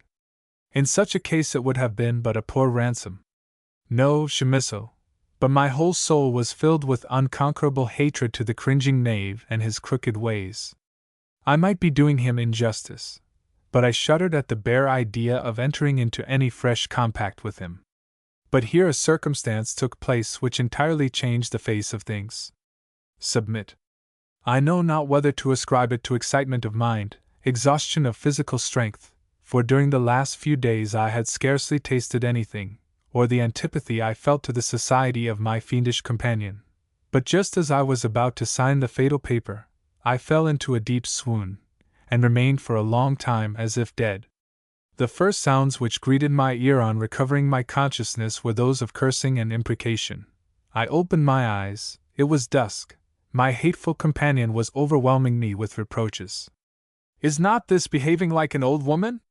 Come, rise up, and finish quickly what you were going to do, or perhaps you have changed your determination, and prefer to lie groaning there?" I raised myself with difficulty from the ground and gazed around me without speaking a word. It was late in the evening, and I heard strains of festive music proceeding from the ranger's brilliantly illuminated house. Groups of company were lounging about the gardens. 2 persons approached, and seating themselves on the bench I had lately occupied, began to converse on the subject of the marriage which had taken place that morning between the wealthy Mr. Rascal and Minna. All was then over. I tore off the cap which rendered me invisible, and my companion having disappeared, I plunged in silence into the thickest gloom of the grove, rapidly past Count Peter's bower towards the entrance gate. But my tormentor still haunted me, and loaded me with reproaches. And is this all the gratitude I am to expect from you, Mr. Schlemihl, you, whom I have been watching all the weary day, until you should recover from your nervous attack? What a fool's part one have been enacting! It is of no use flying from me, Mr. Perverse. We are inseparable. You have my gold, I have your shadow. This exchange deprives us both of peace. Did you ever hear of a man's shadow leaving him? Yours follows me until you receive it again into favor, and thus free me from it. Disgust and weariness sooner or later will compel you to do what you should have done gladly at first. In vain you strive with fate. He continued unceasingly in the same tone, uttering constant sarcasms about the gold and the shadow, till I was completely bewildered. To fly from him was impossible. I had pursued my way through the empty streets towards my own house, which I could scarcely recognize. The windows were broken to pieces, no light was visible, the doors were shut, and the bustle of domestics had ceased. My companion burst into a loud laugh. Yes, said he. You see the state of things. However, you will find your friend Bendel at home. He was sent back the other day so fatigued that I assure you he has never left the house since. He will have a fine story to tell. So I wish you a very good night. May we shortly meet again. I had repeatedly rung the bell. At last a light appeared, and Bendel inquired from within who was there. The poor fellow could scarcely contain himself at the sound of my voice. The door flew open, and we were locked in each other's arms. I found him sadly changed. He was looking ill and feeble. I, too, was altered. My hair had become quite grey. He conducted me through the desolate apartments to an inner room, which had escaped the general wreck. After partaking of some refreshment, we seated ourselves, and with fresh lamentations, he began to tell me that the grey withered old man whom he had met with my shadow had insensibly led him such a zigzag race, that he had lost all traces of me, and at last sank down exhausted with fatigue, that, unable to find me, he had returned home, when, shortly after the mob, at Rascal's instigation, assembled violently before the house, broke the windows, and by all sorts of excesses completely satiated their fury. Thus had they treated their benefactor. My servants had fled in all directions. The police had banished me from the town as a suspicious character, and granted me an interval of 24 hours to leave the territory. Bendel added many particulars as to the information I had already obtained respecting Rascal's wealth and marriage. This villain, it seems, who was the author of all the measures taken against me, became possessed of my secret nearly from the beginning, and tempted by the love of money, had supplied himself with a key to my chest, and from that time had been laying the foundation of his present wealth. Bendel related all this with many tears, and wept for joy that I was once more safely restored to him, after all his fears and anxieties for me. In me, however, such a state of things only awoke despair. My dreadful fate now stared me in the face in all its gigantic and unchangeable horror. The source of tears was exhausted within me, no groans escaped my breast, but with cool indifference I bared my unprotected head to the blast. Bendel, said I, you know my fate. This heavy visitation is a punishment for my early sins, but as for thee, my innocent friend, I can no longer permit thee to share my destiny. I will depart this very night. Saddle me a horse. I will set out alone. Remain here, Bendel. I insist upon it. There must be some chests of gold still left in the house. Take them, they are thine. I shall be a restless and solitary wanderer on the face of the earth. But should better days arise, and fortune once more smile propitiously on me, then I will not forget thy steady fidelity. For in hours of deep distress thy faithful bosom has been the depository of my sorrows. With a bursting heart, the worthy Bendel prepared to obey this last command of his master, for I was deaf to all his arguments, and blind to his tears. My horse was brought. I pressed my weeping friend to my bosom, threw myself into the saddle, and under the friendly shades of night, quitted this sepulchre of my existence, indifferent which road my horse should take, for now on this side the grave I had neither wishes, hopes, nor fears. After a short time I was joined by a traveler on foot, who, after walking for a while by the side of my horse, observed that as we both seemed to be traveling the same road, he should beg my permission to lay his cloak on the horse's back behind me, to which I silently assented. He thanked me with easy politeness for this trifling favor, praised my horse, and then took occasion to extol the happiness and the power of the rich, and fell, I scarcely know how, into a sort of conversation with himself, in which I merely acted the part of listener. He unfolded his views of human life and of the world, and touching on metaphysics, demanded an answer from that cloudy science to the question of questions, the answer that should solve all mysteries. He deduced one problem from another in a very lucid manner, and then proceeded to their solution. You may remember, my dear friend, that after having run through the school philosophy, I became sensible of my unfitness for metaphysical speculations, and therefore totally abstained from engaging in them. Since then I have acquiesced in some things, and abandoned all hope of comprehending others, trusting, as you advised me, to my own plain sense and the voice of conscience to direct and, if possible, maintain me in the right path. Now this skillful rhetorician seemed to me to expend great skill in rearing a firmly constructed edifice, towering aloft on its own self-supported basis, but resting on, and upheld by, some internal principle of necessity.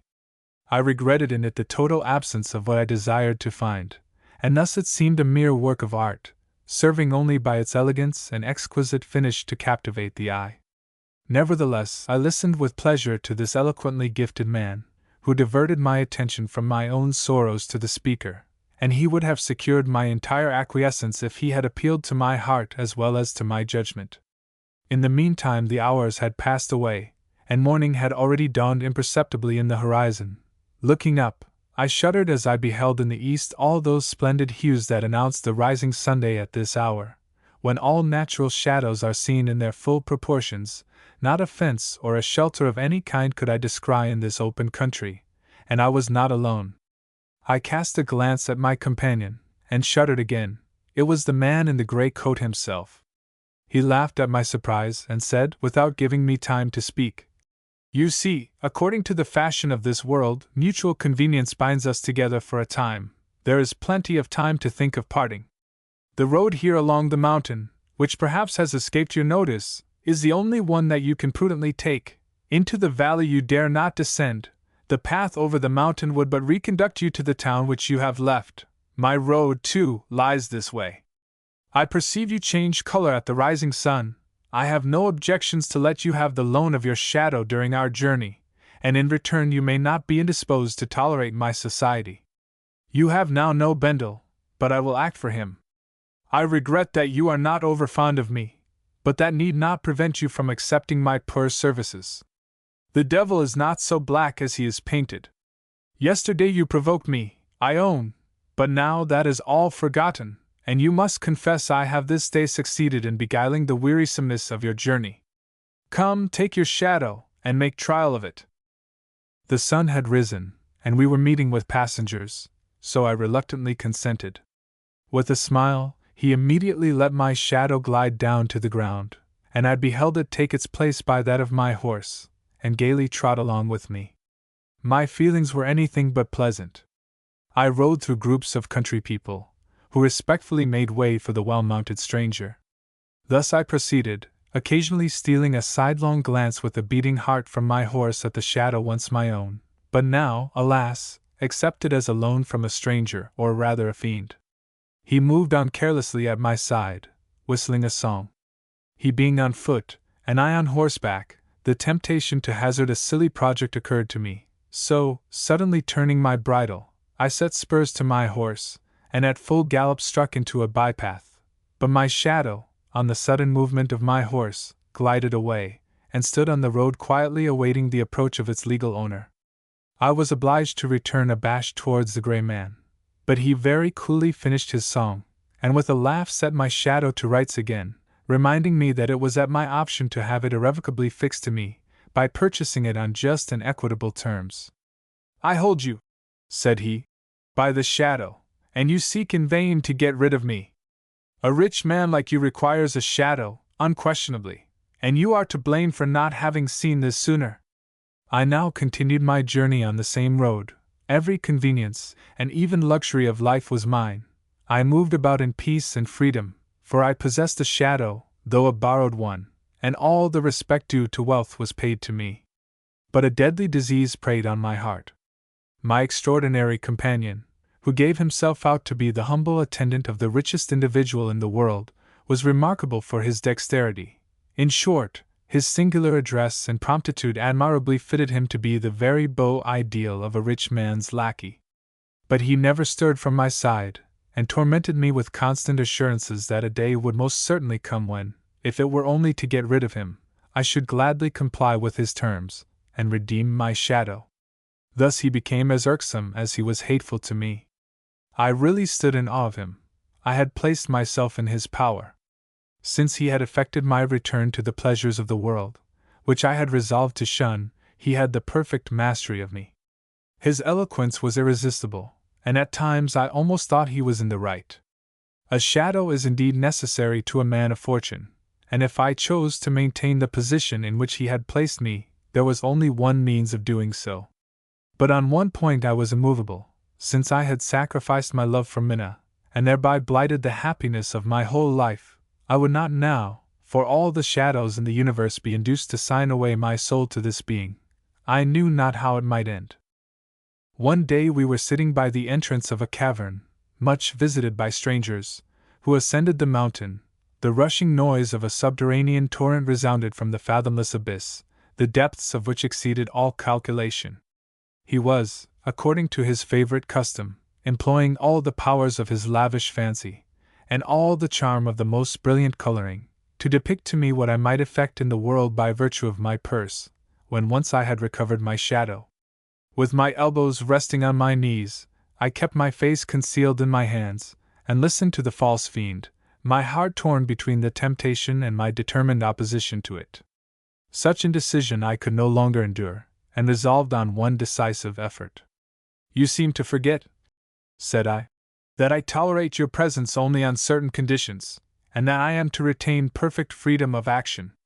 "You have but to command I depart," was all his reply. The threat was familiar to me. I was silent. He then began to fold up my shadow. I turned pale, but allowed him to continue. A long silence ensued, which he was the first to break. "You cannot endure me, Mr. Schlemihl. You hate me, I am aware of it, but why? Is it, perhaps, because you attacked me on the open plain, in order to rob me of my invisible bird's nest? Or is it because you thievishly endeavored to seduce away the shadow with which I had entrusted you, my own property, confiding implicitly in your honor? I, for my part, have no dislike to you. It is perfectly natural that you should avail yourself of every means, presented either by cunning or force, to promote your own interests. That your principles also should be of the strictest sort, and your intentions of the most honorable description, these are fancies with which I have nothing to do. I do not pretend to such strictness myself. Each of us is free, I to act, and you to think, as seems best. Did I ever seize you by the throat, to tear out of your body that valuable soul I so ardently wished to possess? Did I ever set my servant to attack you, to get back my purse, or attempt to run off with it from you?" I had not a word to reply. "Well, well," he exclaimed, "you detest me, and I know it, but I bear you no malice on that account. We must part, that is clear. Also I must say that you begin to be very tiresome to me. Once more let me advise you to free yourself entirely from my troublesome presence by the purchase of your shadow." I held out the purse to him. "No, Mr. Schlemihl, not at that price." With a deep sigh I said, "Be it so, then, let us part, I entreat, cross my path no more. There is surely room enough in the world for us both." Laughing, he replied, "I go, but just allow me to inform you how you may at any time recall me whenever you have a mind to see your most humble servant. You have only to shake your purse, the sound of the gold will bring me to you in an instant. In this world every one consults his own advantage, but you see I have thought of yours, and clearly confer upon you a new power. Oh, this purse! It would still prove a powerful bond between us, had the moth begun to devour your shadow. But enough, you hold me by my gold, and may command your servant at any distance. You know that I can be very serviceable to my friends, and that the rich are my peculiar care, this you have observed.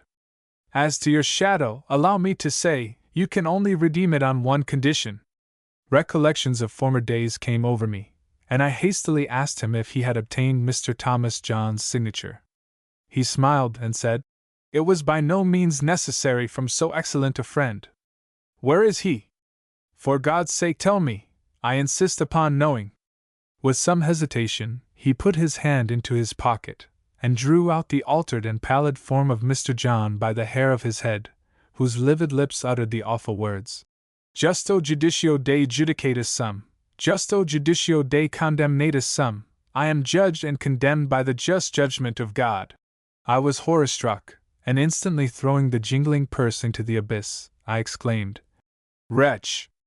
In the name of heaven, I conjure you to be gone, away from my sight, never appear before me again!" With a dark expression on his countenance, he arose, and immediately vanished behind the huge rocks which surrounded the place. Chapter 5. I was now left equally without gold and without shadow, but a heavy load was taken from my breast, and I felt cheerful. Had not my Minna been irrecoverably lost to me, or even had I been perfectly free from self-reproach on her account, I felt that happiness might yet have been mine. At present I was lost in doubt as to my future course. I examined my pockets, and found I had a few gold pieces still left, which I counted with feelings of great satisfaction. I had left my horse at the inn, and was ashamed to return, or at all events I must wait till the sun had set, which at present was high in the heavens. I laid myself down under a shady tree and fell into a peaceful sleep. Lovely forms floated in airy measures before me, and filled up my delightful dreams. Minna, with a garland of flowers entwined in her hair, was bending over me with a smile of goodwill. Also the worthy Bendel was crowned with flowers, and hastened to meet me with friendly greetings. Many other forms seemed to rise up confusedly in the distance, thyself among the number, Chamisso. Perfect radiance beamed around them, but none had a shadow, and what was more surprising, there was no appearance of unhappiness on this account. Nothing was to be seen or heard but flowers and music, and love and joy, and groves of never-fading palms, seemed the natives of that happy clime. In vain I tried to detain and comprehend the lovely but fleeting forms. I was conscious, also, of being in a dream, and was anxious that nothing should rouse me from it, and when I did awake, I kept my eyes closed, in order if possible to continue the illusion. At last I opened my eyes. The sun was now visible in the east. I must have slept the whole night. I looked upon this as a warning not to return to the inn. What I had left there I was content to lose, without much regret, and resigning myself to Providence, I decided on taking a byroad that led through the wooded declivity of the mountain. I never once cast a glance behind me, nor did it ever occur to me to return, as I might have done, to Bendel, whom I had left in affluence. I reflected on the new character I was now going to assume in the world. My present garb was very humble, consisting of an old black coat I formerly had worn at Berlin, and which by some chance was the first I put my hand on before setting out on this journey, a traveling cap, and an old pair of boots. I cut down a knotted stick in memory of the spot, and commenced my pilgrimage.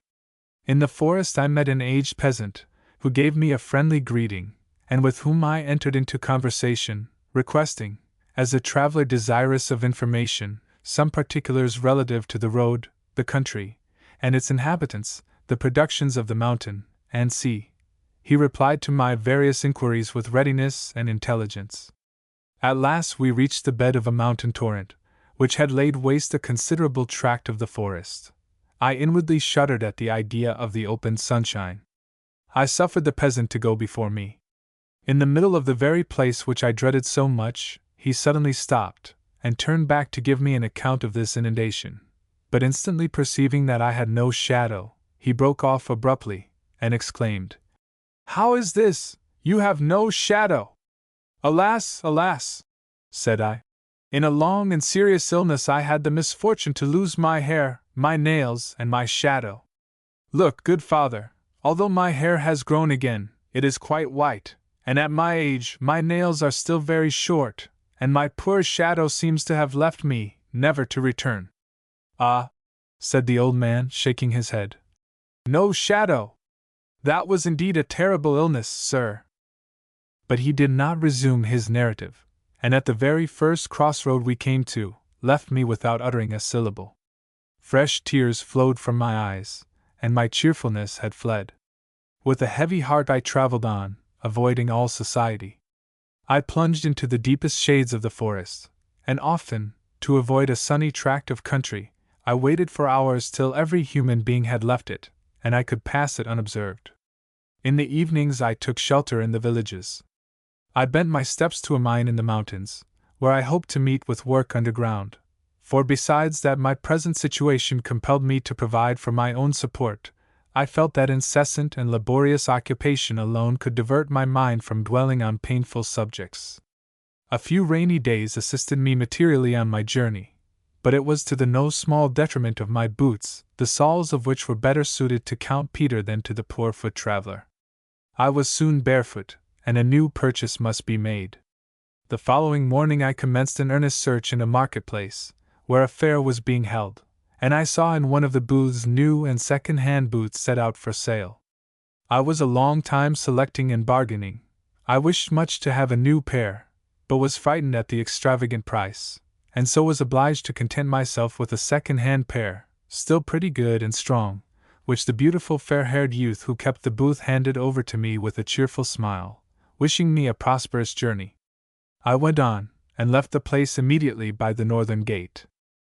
I was so lost in my own thoughts, that I walked along scarcely knowing how or where.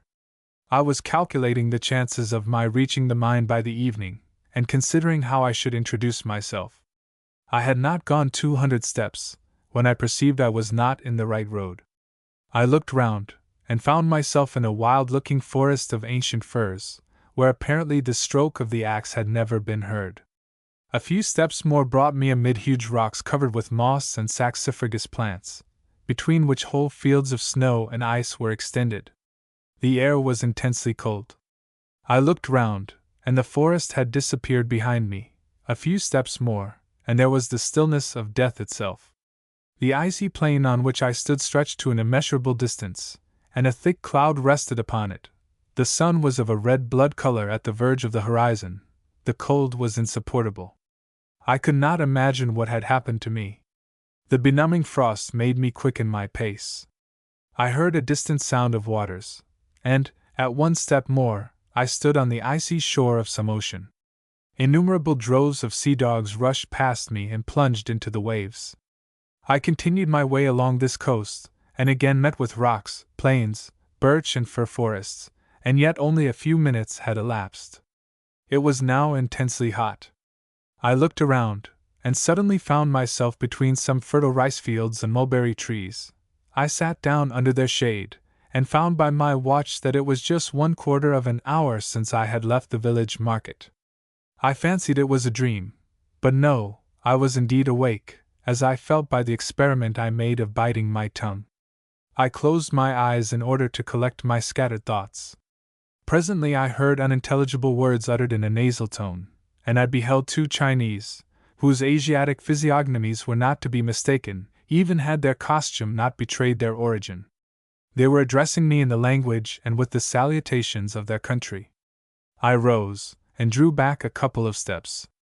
They had disappeared. The landscape was entirely changed. The rice fields had given place to trees and woods. I examined some of the trees and plants around me, and ascertained such of them as I was acquainted with to be productions of the southern part of Asia. I made one step towards a particular tree, and again all was changed.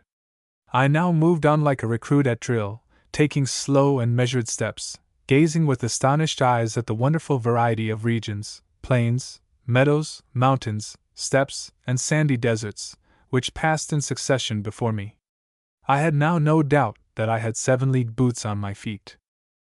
I fell on my knees in silent gratitude, shedding tears of thankfulness, for I now saw clearly what was to be my future condition. Shut out by early sins from all human society, I was offered amends for the privation by nature herself, which I had ever loved. The earth was granted me as a rich garden, and the knowledge of her operations was to be the study and object of my life. This was not a mere resolution. I have since endeavored, with anxious and unabated industry, faithfully to imitate the finished and brilliant model then presented to me, and my vanity has received a check when led to compare the picture with the original. I rose immediately, and took a hasty survey of this new field, where I hoped afterwards to reap a rich harvest. I stood on the heights of Thibet, and the sun I had lately beheld in the east was now sinking in the west. I traversed Asia from east to west, and thence passed into Africa, which I curiously examined at repeated visits in all directions.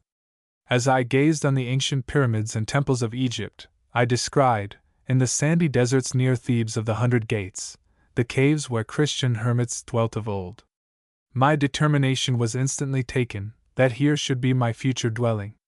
I chose one of the most secluded, but roomy, comfortable, and inaccessible to the jackals. I stepped over from the Pillars of Hercules to Europe, and having taken a survey of its northern and southern countries, I passed by the north of Asia, on the polar glaciers, to Greenland and America, visiting both parts of this continent, and the winter, which was already at its height in the south, drove me quickly back from Cape Horn to the north. I waited till daylight had risen in the east of Asia, and then, after a short rest, continued my pilgrimage. I followed in both the Americas the vast chain of the Andes, once considered the loftiest on our globe. I stepped carefully and slowly from one summit to another, sometimes over snowy heights, sometimes over flaming volcanoes, often breathless from fatigue.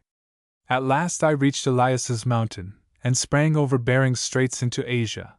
I followed the western coast in its various windings, carefully observing which of the neighboring isles was accessible to me. From the peninsula of Malacca, my boots carried me to Sumatra, Java, Bali, and Lombok. I made many attempts, often with danger, and always unsuccessfully, to force my way over the numerous little islands and rocks with which this sea is studded, wishing to find a northwest passage to Borneo and other islands of the archipelago. At last I sat down at the extreme point of Lombok, my eyes turned towards the southeast, lamenting that I had so soon reached the limits allotted to me, and bewailing my fate as a captive in his grated cell. Thus was I shut out from that remarkable country, New Holland, and the islands of the Southern Ocean, so essentially necessary to a knowledge of the earth, and which would have best assisted me in the study of the animal and vegetable kingdoms. And thus, at the very outset, I beheld all my labors condemned to be limited to mere fragments. Ah, Chamisso, what is the activity of man?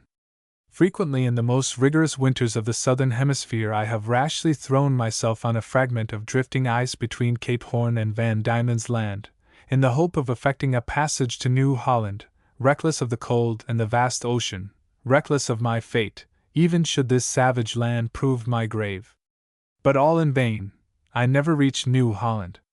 Each time, when defeated in my attempt, I returned to Lombok, and seated at its extreme point, my eyes directed to the southeast, I gave way afresh to lamentations that my range of investigation was so limited.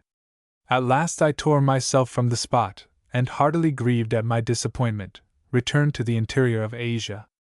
Setting out at morning dawn, I traversed it from east to west, and at night reached the cave in Thebes which I had previously selected for my dwelling place, and had visited yesterday afternoon.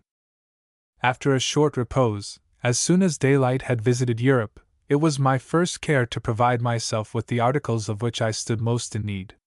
First of all a drag, to act on my boots, for I had experienced the inconvenience of these whenever I wished to shorten my steps and examine surrounding objects more fully. A pair of slippers to go over the boots served the purpose effectually, and from that time I carried 2 pairs about me, because I frequently cast them off from my feet in my botanical investigations, without having time to pick them up when threatened by the approach of lions, men, or hyenas. My excellent watch, owing to the short duration of my movements, was also on these occasions an admirable chronometer. I wanted, besides, a sextant, a few philosophical instruments, and some books. To purchase these things, I made several unwilling journeys to London and Paris, choosing a time when I could be hid by the favoring clouds. As all my ill-gotten gold was exhausted, I carried over from Africa some ivory, which is there so plentiful, in payment of my purchases, taking care, however, to pick out the smallest teeth, in order not to overburden myself. I had thus soon provided myself with all that I wanted, and now entered on a new mode of life as a student, wandering over the globe, measuring the height of the mountains, and the temperature of the air and of the springs, observing the manners and habits of animals, investigating plants and flowers. From the equator to the pole, and from the New World to the Old, I was constantly engaged in repeating and comparing my experiments. My usual food consisted of the eggs of the African ostrich or northern seabirds, with a few fruits, especially those of the palm and the banana of the tropics. The tobacco plant consoled me when I was depressed, and the affection of my spaniel was a compensation for the loss of human sympathy and society. When I returned from my excursions, loaded with fresh treasures, to my cave in Thebes, which he guarded during my absence, he ever sprang joyfully forward to greet me, and made me feel that I was indeed not alone on the earth.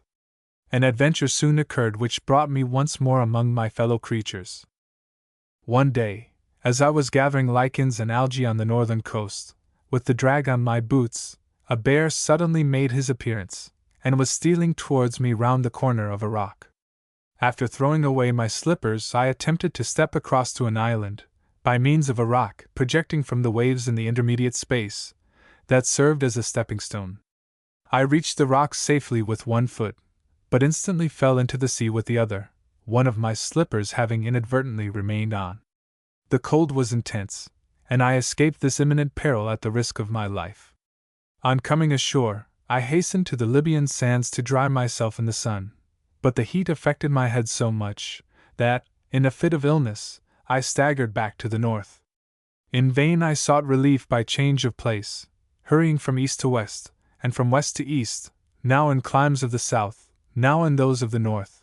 Sometimes I rushed into daylight, sometimes into the shades of night. I know not how long this lasted. A burning fever raged in my veins. With extreme anguish I felt my senses leaving me. Suddenly, by an unlucky accident, I trod upon someone's foot, whom I had hurt, and received a blow in return which laid me senseless. On recovering, I found myself lying comfortably in a good bed, which, with many other beds, stood in a spacious and handsome apartment. Someone was watching by me. People seemed to be walking from one bed to another. They came beside me, and spoke of me as number 12. On the wall, at the foot of my bed, it was no dream, for I distinctly read it. On a black marble tablet was inscribed my name, in large letters of gold. Peter Schlemihl. Underneath were 2 rows of letters in smaller characters, which I was too feeble to connect together, and closed my eyes again. I now heard something read aloud, in which I distinctly noted the words, Peter Schlemihl, but could not collect the full meaning. I saw a man of benevolent aspect, and a very beautiful female dressed in black, standing near my bed. Their countenances were not unknown to me, but in my weak state I could not remember who they were. Some time elapsed, and I began to regain my strength. I was called number 12, and, from my long beard, was supposed to be a Jew, but was not the less carefully nursed on that account. No one seemed to perceive that I was destitute of a shadow. My boots, I was assured, together with everything found on me when I was brought here, were in safe keeping, and would be given up to me on my restoration to health. This place was called the Schlemihl. The daily recitation I had heard was an exhortation to pray for Peter Schlemihl as the founder and benefactor of this institution. The benevolent-looking man whom I had seen by my bedside was Bendel. The beautiful lady in black was Minna.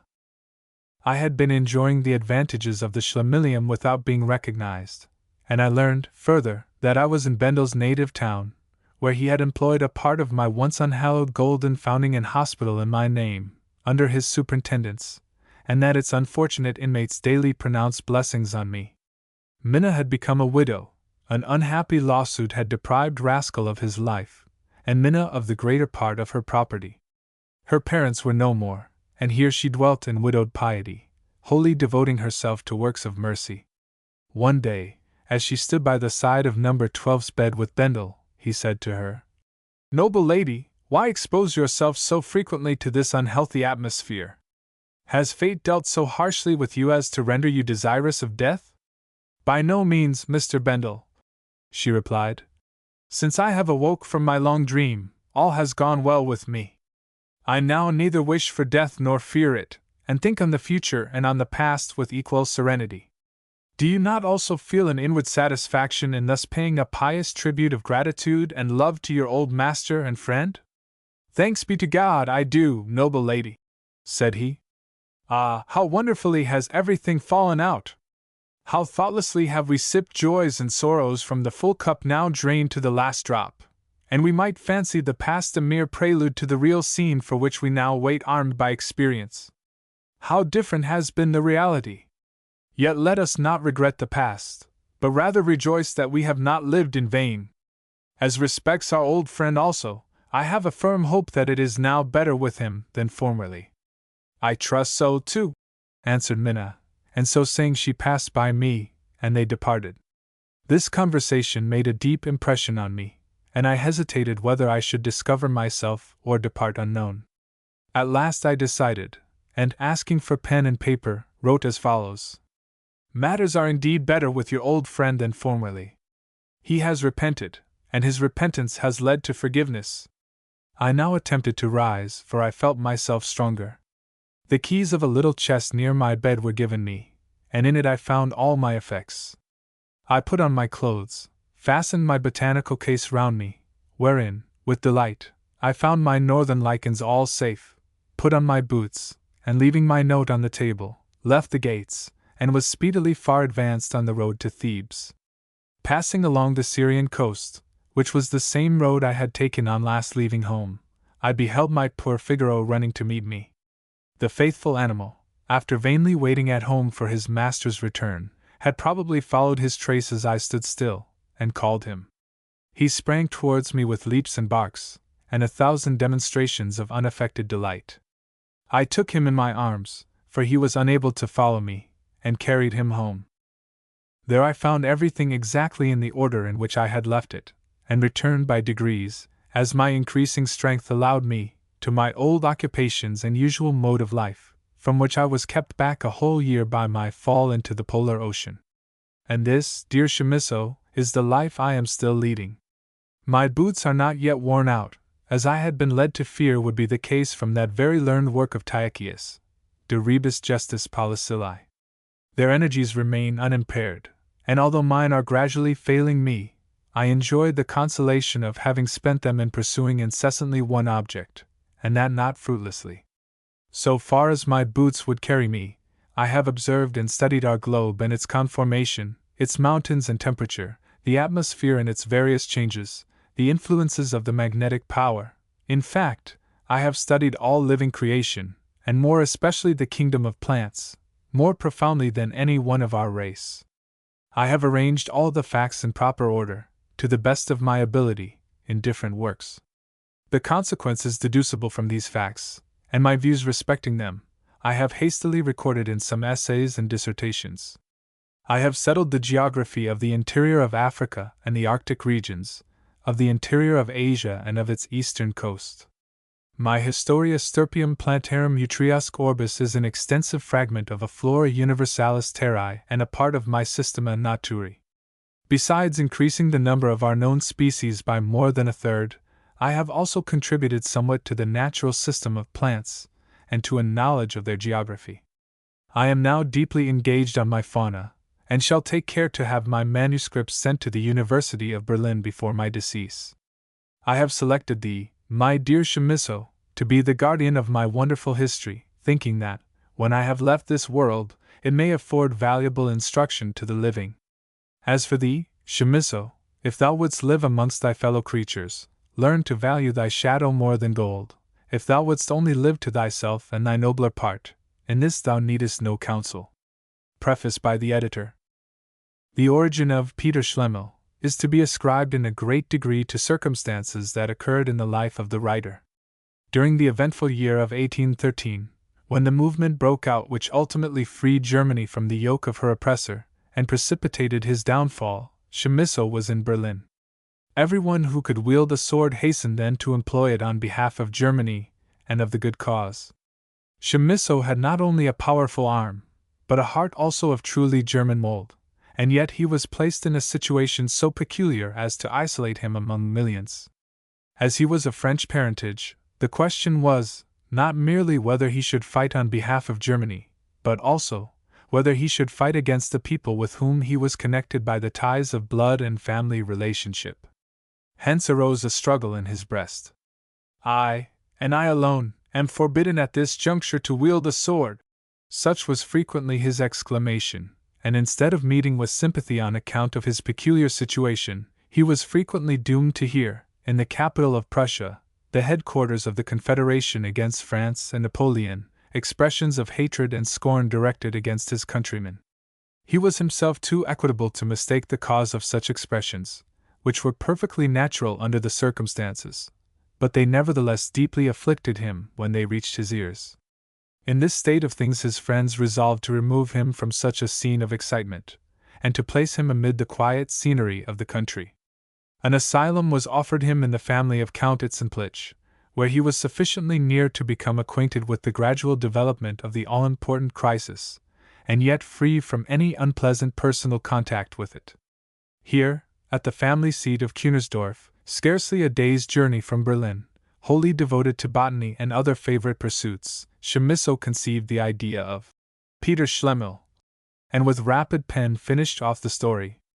Chamisso's letters of this date, in the first volume of his life, by the writer of this notice, afford evidence of this.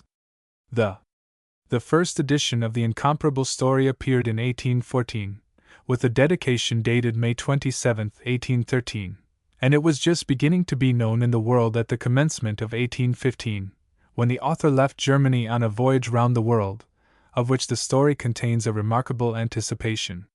Peter Schlemihl was his parting salutation to his second fatherland, and the first foundation stone of his future fame. Chamisso was often pestered with questions respecting what he really meant by the story of Schlemihl. These questions amused as well as annoyed him. The truth is, that his intention in writing it was perhaps scarcely of so precise a nature as to admit of his giving a formal account of it. The story sprang into being of itself, like every work of genius, prompted by a self-creating power. In a letter to the writer of this notice, after he had just commenced the story, he says, "A book was the last thing you would have expected from me.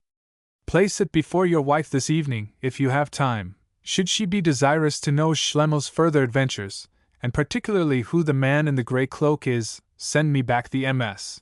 immediately, that I may continue the story, but if you do not return it, I shall know the meaning of the signal perfectly." Is it possible for any writer to submit himself to the scrutiny of the public more good-naturedly?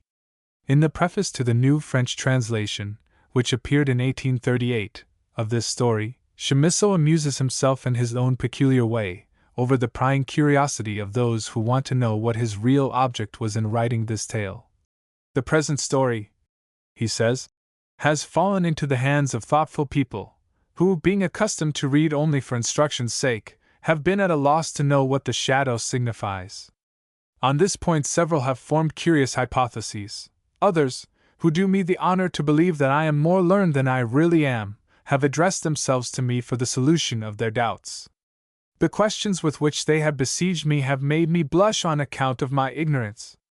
I have therefore been induced to devote myself to the investigation of a matter not hitherto the subject of my studies, and I now beg to submit to the world the result of my learned researches. Concerning shadows. A dark body can only be partially illuminated by a bright one. The dark space which lies in the direction of the unilluminated part is what we call a shadow.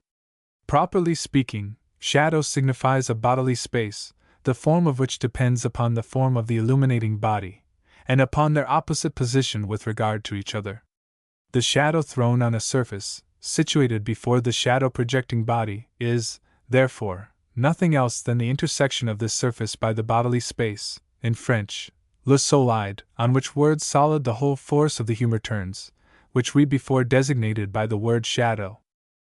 The question in this wonderful history of Peter Schlemihl relates entirely to the last mentioned quality, solidity. The science of finance instructs us sufficiently as to the value of money. The value of a shadow is less generally acknowledged. My thoughtless friend was covetous of money, of which he knew the value, and forgot to think on solid substance. It was his wish that the lesson which he had paid for so dearly should be turned to our profit, and his bitter experience calls to us with a loud voice, think on the solid, the substantial. So far Chamisso. Peter Schlemihl has been translated into almost all the languages of Europe. Of the Dutch, Spanish, and Russian translations we do not possess any copies. The French and Italian are as follows. Schlemihl was also brought on the stage, but without giving the honors of authorship to the true source. This took place at Vienna, in February 1819. The announcement ran thus: Polzlevisli, or The Man Without a Shadow, a comic, enchanted drama, in 3 acts, adapted from the La Motte Fouque by Ferdinand Rosenau.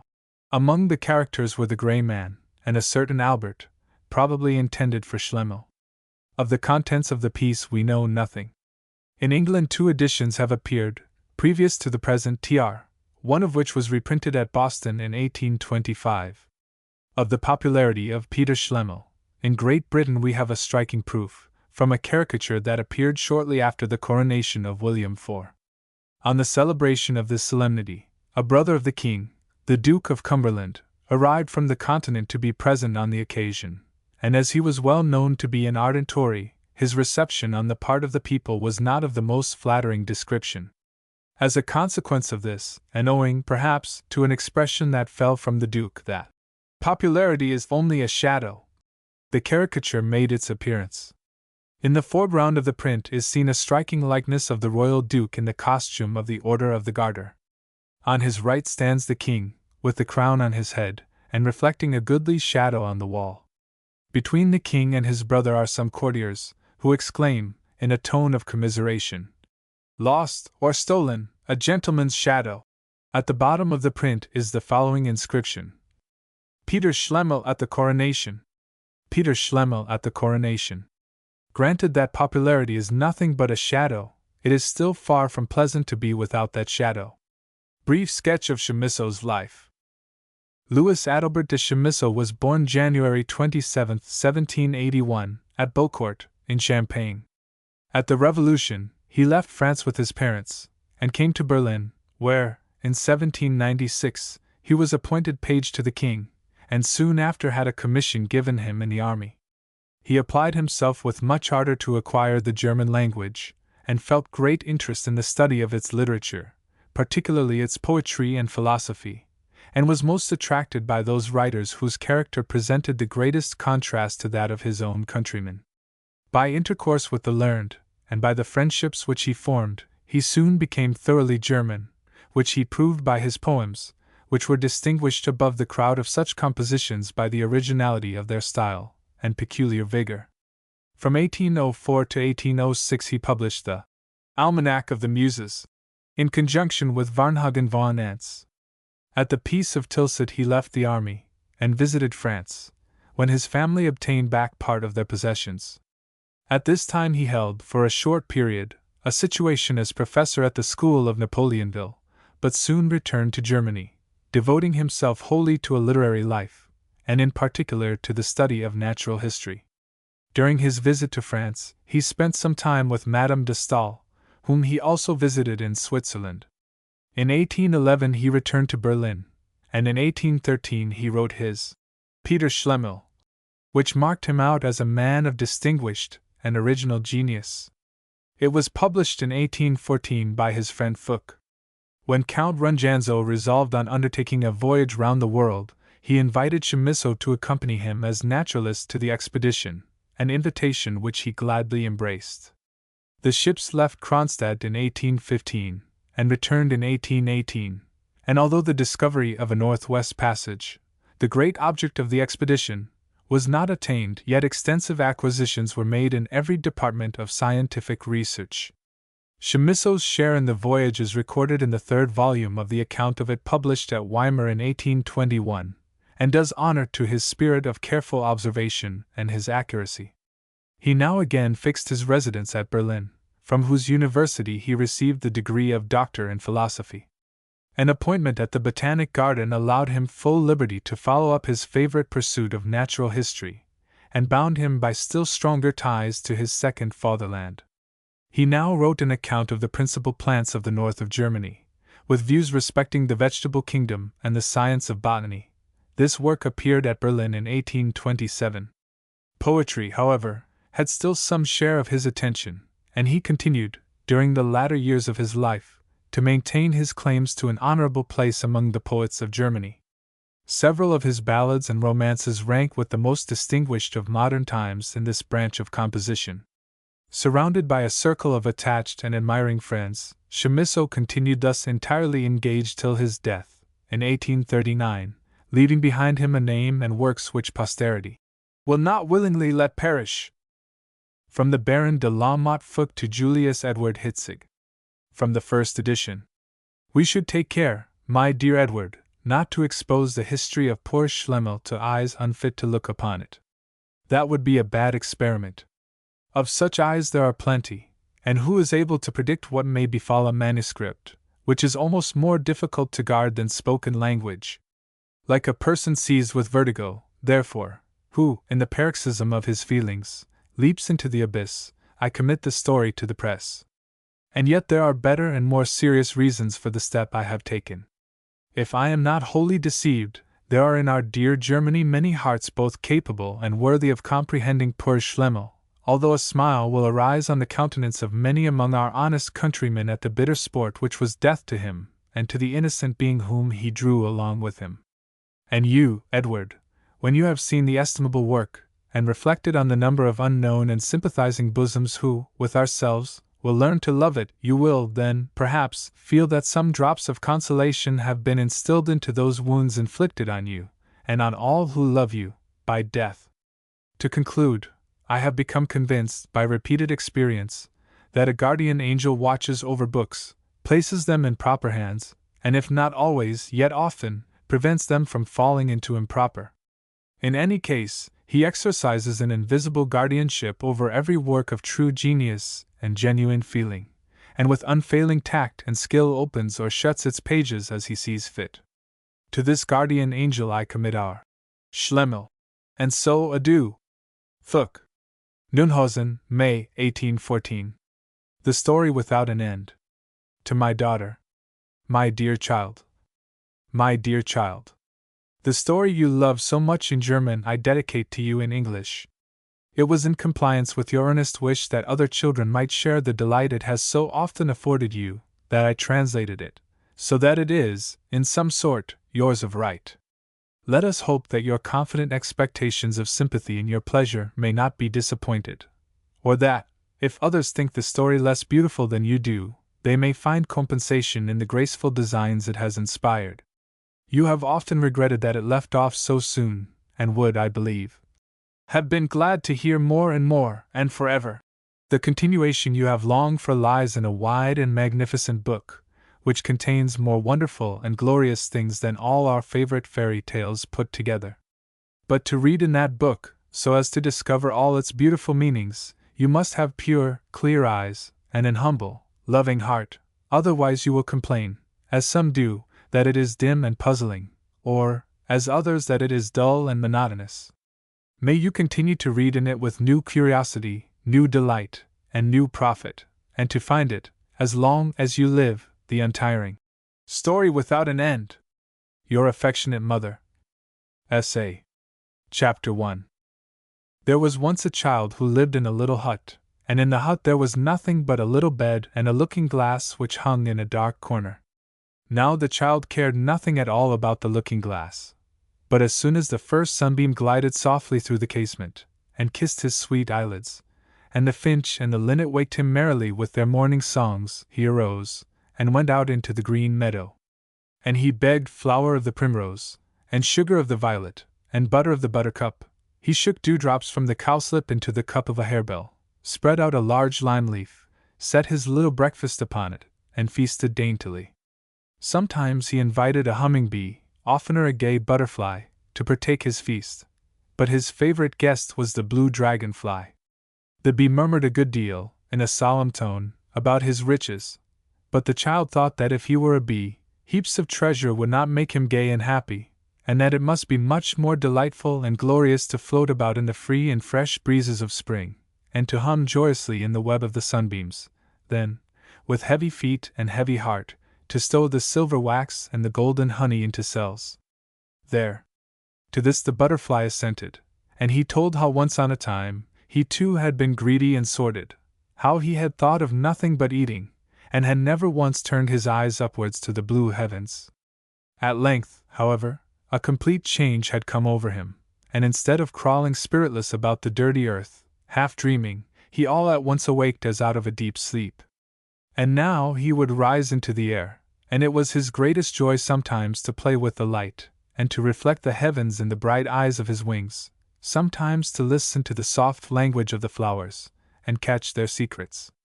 Such talk delighted the child, and his breakfast was the sweeter to him, and the sunshine on leaf and flower seemed to him more bright and cheering. But when the bee had flown off to beg from flower to flower, and the butterfly had fluttered away to his playfellows, the dragonfly still remained, poised on a blade of grass. Her slender and burnished body, more brightly and deeply blue than the deep blue sky, glistened in the sunbeam, and her net-like wings laughed at the flowers because they could not fly, but must stand still and abide the wind and the rain. The dragonfly sipped a little of the child's clear dewdrops and blue-violet honey, and then whispered her winged words. And the child made an end of his repast, closed his dark blue eyes, bent down his beautiful head, and listened to the sweet prattle. Then the dragonfly told much of the merry life in the greenwood, how sometimes she played hide-and-seek with her playfellows under the broad leaves of the oak and the beech trees, or hunt the hare along the surface of the still waters, sometimes quietly watched the sunbeams, as they flew busily from moss to flower and from flower to bush, and shed life and warmth over all. But at night, she said, the moonbeams glided softly around the wood, and dropped dew into the mouths of all the thirsty plants, and when the dawn pelted the slumberous with the soft roses of heaven, some of the half-drunken flowers looked up and smiled, but most of them could not so much as raise their heads for a long, long time. Such stories did the dragonfly tell, and as the child sat motionless with his eyes shut, and his head rested on his little hand, she thought he had fallen asleep, so she poised her double wings and flew into the rustling wood. Chapter 2. But the child was only sunk into a dream of delight, and was wishing he were a sunbeam or a moonbeam, and he would have been glad to hear more, and forever. But at last, as all was still, he opened his eyes and looked around for his dear guest, but she was flown far away, so he could not bear to sit there any longer alone, and he rose and went to the gurgling brook.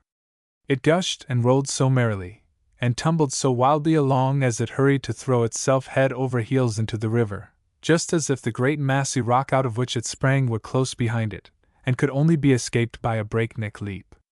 But then the child began to talk to the little waves, and asked them whence they came. They would not stay to give him an answer, but danced away, one over another, till at last, that the sweet child might not be grieved, a drop of water stopped behind a piece of rock. From her the child heard strange histories, but he could not understand them all, for she told him about her former life, and about the depths of the mountain. A long while ago, said the drop of water, I lived with my countless sisters in the great ocean, in peace and unity. We had all sorts of pastimes. Sometimes we mounted up high into the air, and peeped at the stars. Then we sank plump down deep below, and looked how the coral builders work till they are tired, that they may reach the light of day at last. But I was conceited, and thought myself much better than my sisters. And so one day, when the sun rose out of the sea, I clung fast to one of his hot beams, and thought that now I should reach the stars, and become one of them. But I had not ascended far, when the sunbeam shook me off, and in spite of all I could say or do, let me fall into a dark cloud. And soon a flash of fire darted through the cloud, and now I thought I must surely die, but the whole cloud laid itself down softly upon the top of a mountain, and so I escaped with my fright, and a black eye. Now I thought I should remain hidden, when all on a sudden I slipped over a round pebble, fell from one stone to another down into the depths of the mountain, till at last it was pitch dark, and I could neither see nor hear anything. Then I found, indeed, that pride goeth before a fall, resigned myself to my fate, and, as I had already laid aside all my unhappy pride in the cloud, my portion was now the salt of humility, and after undergoing many purifications from the hidden virtues of metals and minerals, I was at length permitted to come up once more into the free cheerful air, and now will I run back to my sisters, and there wait patiently till I am called to something better. But hardly had she done when the root of a forget-me-not caught the drop of water by her hair and sucked her in, that she might become a floweret, and twinkle brightly as a blue star on the green firmament of earth. Chapter 3. The child did not very well know what to think of all this. He went thoughtfully home and laid himself on his little bed, and all night long he was wandering about on the ocean, and among the stars, and over the dark mountain. But the moon loved to look on the slumbering child as he lay with his little head softly pillowed on his right arm. She lingered a long time before his little window, and went slowly away to lighten the dark chamber of some sick person. As the moon's soft light lay on the child's eyelids, he fancied he sat in a golden boat, on a great, great water. Countless stars swam glittering on the dark mirror.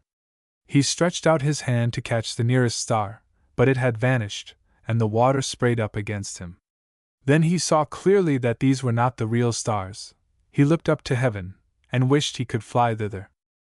But in the meantime the moon had wandered on her way, and now the child was led in his dream into the clouds, and he thought he was sitting on a white sheep, and he saw many lambs grazing around him.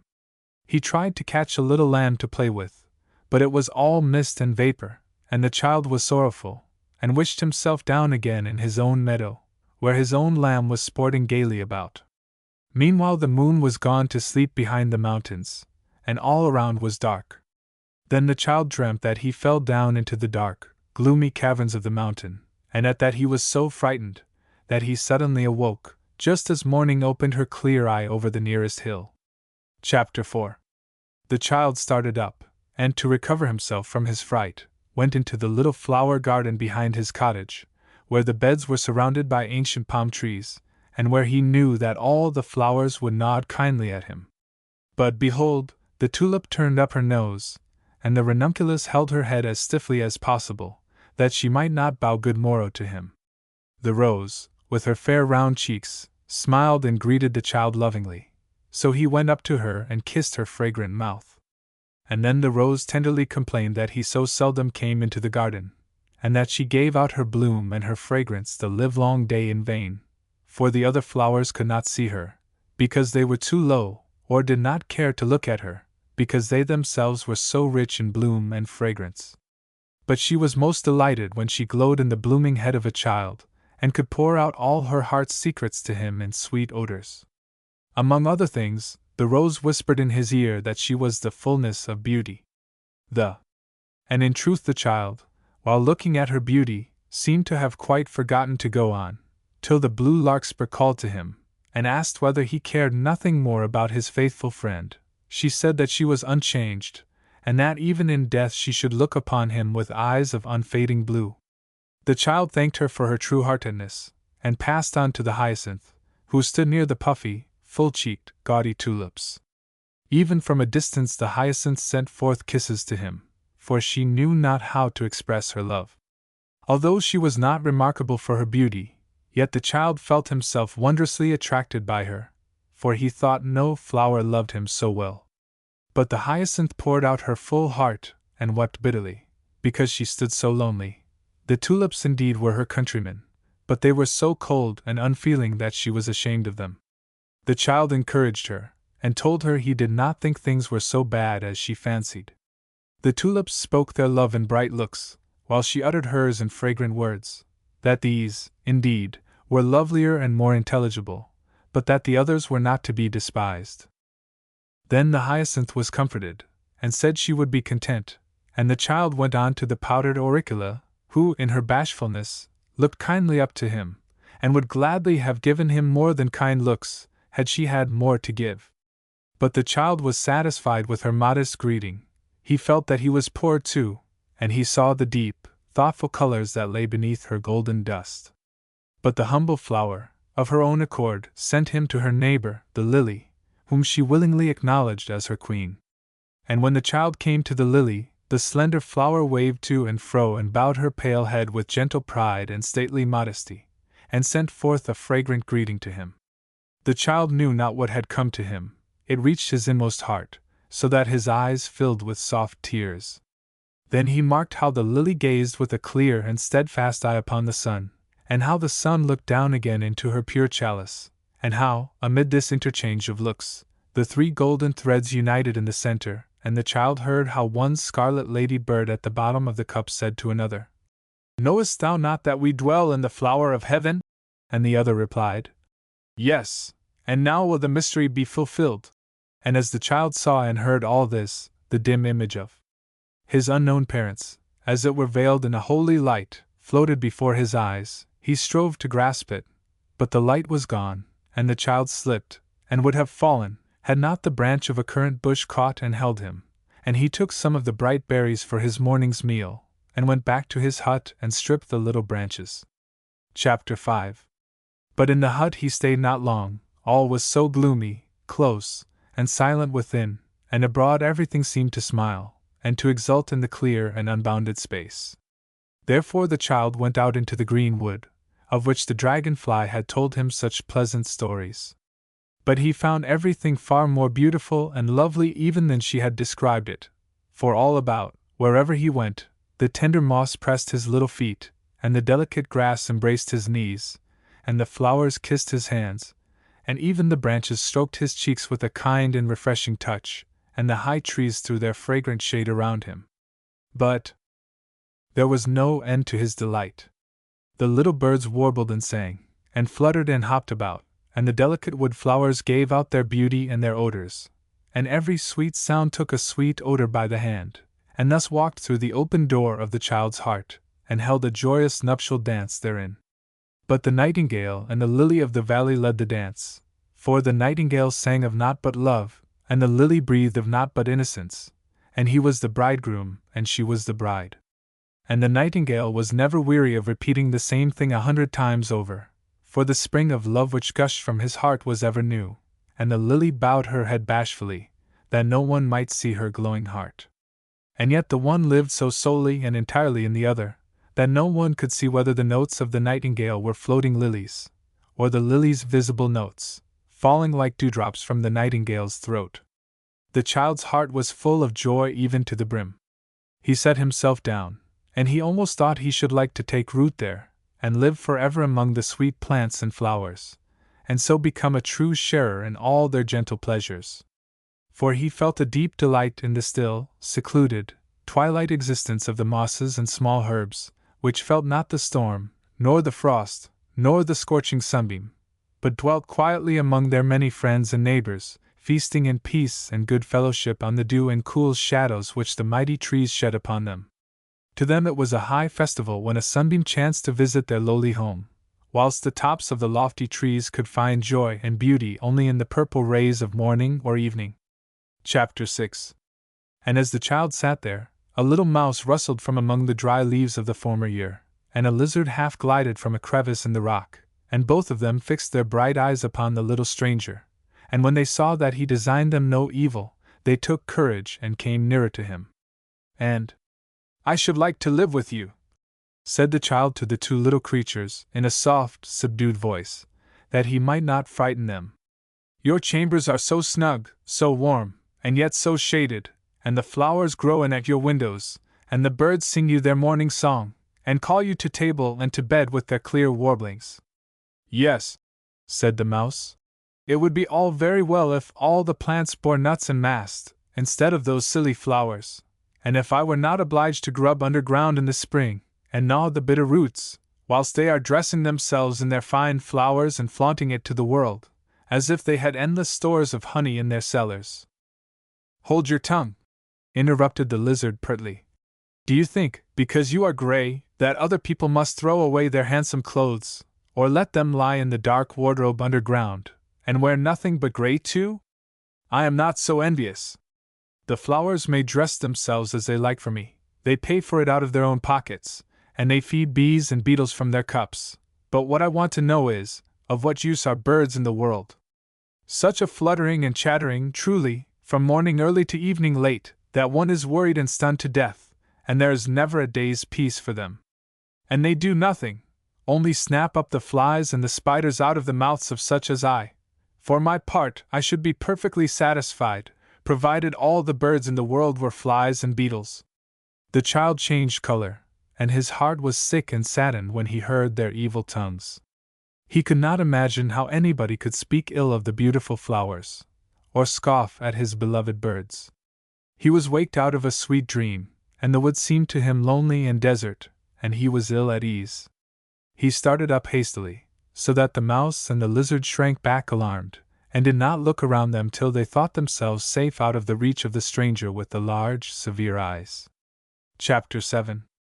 But the child went away from the place, and as he hung down his head thoughtfully, he did not observe that he took the wrong path, nor see how the flowers on either side bowed their heads to welcome him, nor hear how the old birds from the boughs, and the young from the nests, cried aloud to him, "God bless thee, our dear little prince!" And he went on, farther and farther, into the deep wood, and he thought over the foolish and heartless talk of the two selfish chatterers, and could not understand it. He would fain have forgotten it, but he could not. And the more he pondered, the more it seemed to him as if a malicious spider had spun her web around him, and as if his eyes were weary with trying to look through it. And suddenly he came to a still water, above which young beeches lovingly entwined their arms. He looked in the water, and his eyes were riveted to it as if by enchantment. He could not move, but stood and gazed in the soft, placid mirror, from the bosom of which the tender green foliage, with the deep blue heavens between, gleamed so wondrously upon him. His sorrow was all forgotten, and even the echo of the discord in his little heart was hushed. That heart was once more in his eyes, and fain would he have drunk in the soft beauty of the colors that lay beneath him, or have plunged into the lovely deep. Then the breeze began to sigh among the tree-tops. The child raised his eyes and saw overhead the quivering green, and the deep blue behind it, and he knew not whether he were waking or dreaming, which were the real leaves and the real heaven, those in the depths above or in the depths beneath. Long did the child waver, and his thoughts floated in a delicious dreaminess from one to the other, till the dragonfly flew to him in affectionate haste, and with rustling wings greeted her kind host. The child returned her greeting, and was glad to meet an acquaintance with whom he could share the rich feast of his joy. But first he asked the dragonfly if she could decide for him between the upper and the nether, the height and the depth. The dragonfly flew above, and beneath, and around, but the water spake. "The foliage and the sky above are not the true ones.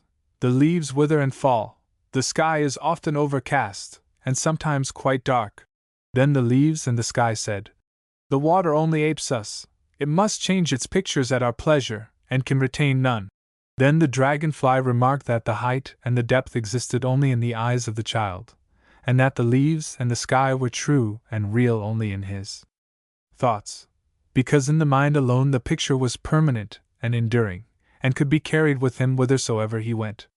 This she said to the child, but she immediately warned him to return, for the leaves were already beating the tattoo in the evening breeze, and the lights were disappearing one by one in every corner.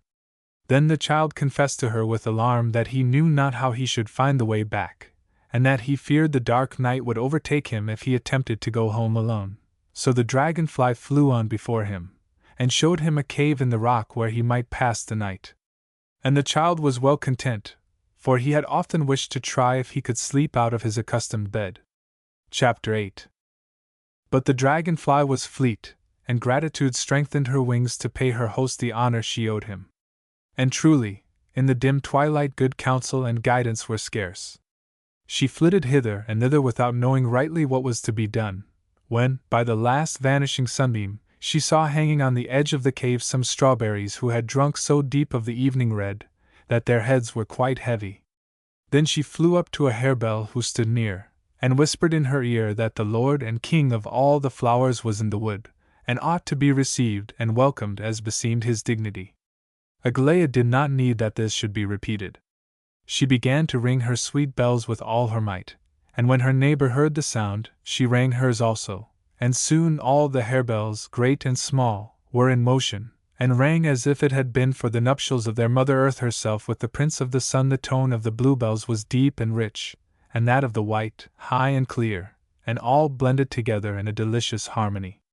But but the birds were fast asleep in their high nests, and the ears of the other animals were not delicate enough, or were too much overgrown with hair, to hear them. The fireflies alone heard the joyous peal, for they were akin to the flowers, through their common ancestor, light. They inquired of their nearest relation, the lily of the valley, and from her they heard that a large flower had just passed along the footpath more blooming than the loveliest rose, and with 2 stars more brilliant than those of the brightest firefly, and that it must needs be their king.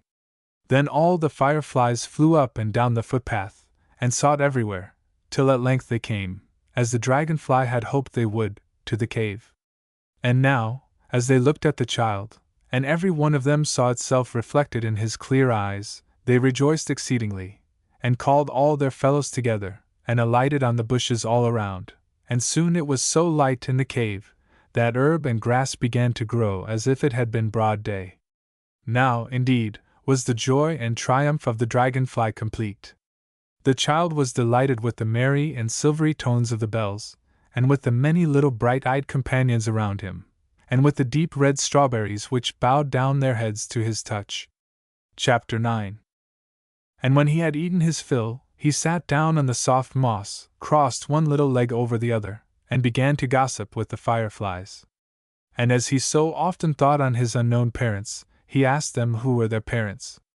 Then the one nearest to him gave him answer, and he told how that they were formerly flowers, but none of those who thrust their ruddy hands greedily into the ground and draw nourishment from the dingy earth, only to make themselves fat and large withal, but that the light was dearer to them than anything, even at night, and while the other flowers slept, they gazed unwearied on the light, and drank it in with eager adoration, sun, and moon, and starlight.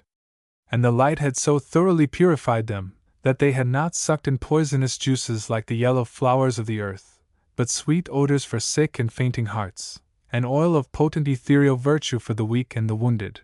And at length, when their autumn came, they did not, like the others, wither and sink down, leaf and flower, to be swallowed up by the darksome earth, but shook off their earthly garment and mounted aloft into the clear air. But there it was so wondrously bright, that sight failed them, and when they came to themselves again, they were fireflies, each sitting on a withered flower stalk. And now the child liked the bright-eyed flies better than ever, and he talked a little longer with them, and inquired why they showed themselves so much more in spring. They did it, they said, in the hope that their gold-green radiance might allure their cousins, the flowers, to the pure love of light. Chapter 10. During this conversation the dragonfly had been preparing a bed for her host. The moss upon which the child sat had grown a foot high behind his back, out of pure joy, but the dragonfly and her sisters had so revelled upon it, that it was now laid at its length along the cave. The dragonfly had awakened every spider in the neighborhood out of her sleep, and when they saw the brilliant light, they had set to work spinning so industriously that their web hung down like a curtain before the mouth of the cave. But as the child saw the ant peeping up at him, he entreated the fireflies not to deprive themselves any longer of their merry games in the wood on his account. And the dragonfly and her sisters raised the curtain till the child had laid him down to rest, and then let it fall again, that the mischievous gnats might not get in to disturb his slumbers. The child laid himself down to sleep, for he was very tired, but he could not sleep, for his couch of moss was quite another thing than his little bed, and the cave was all strange to him. He turned himself on one side and then on the other, and, as nothing would do, he raised himself and sat upright to wait till sleep might choose to come. But sleep would not come at all, and the only wakeful eyes in the whole wood were the child's.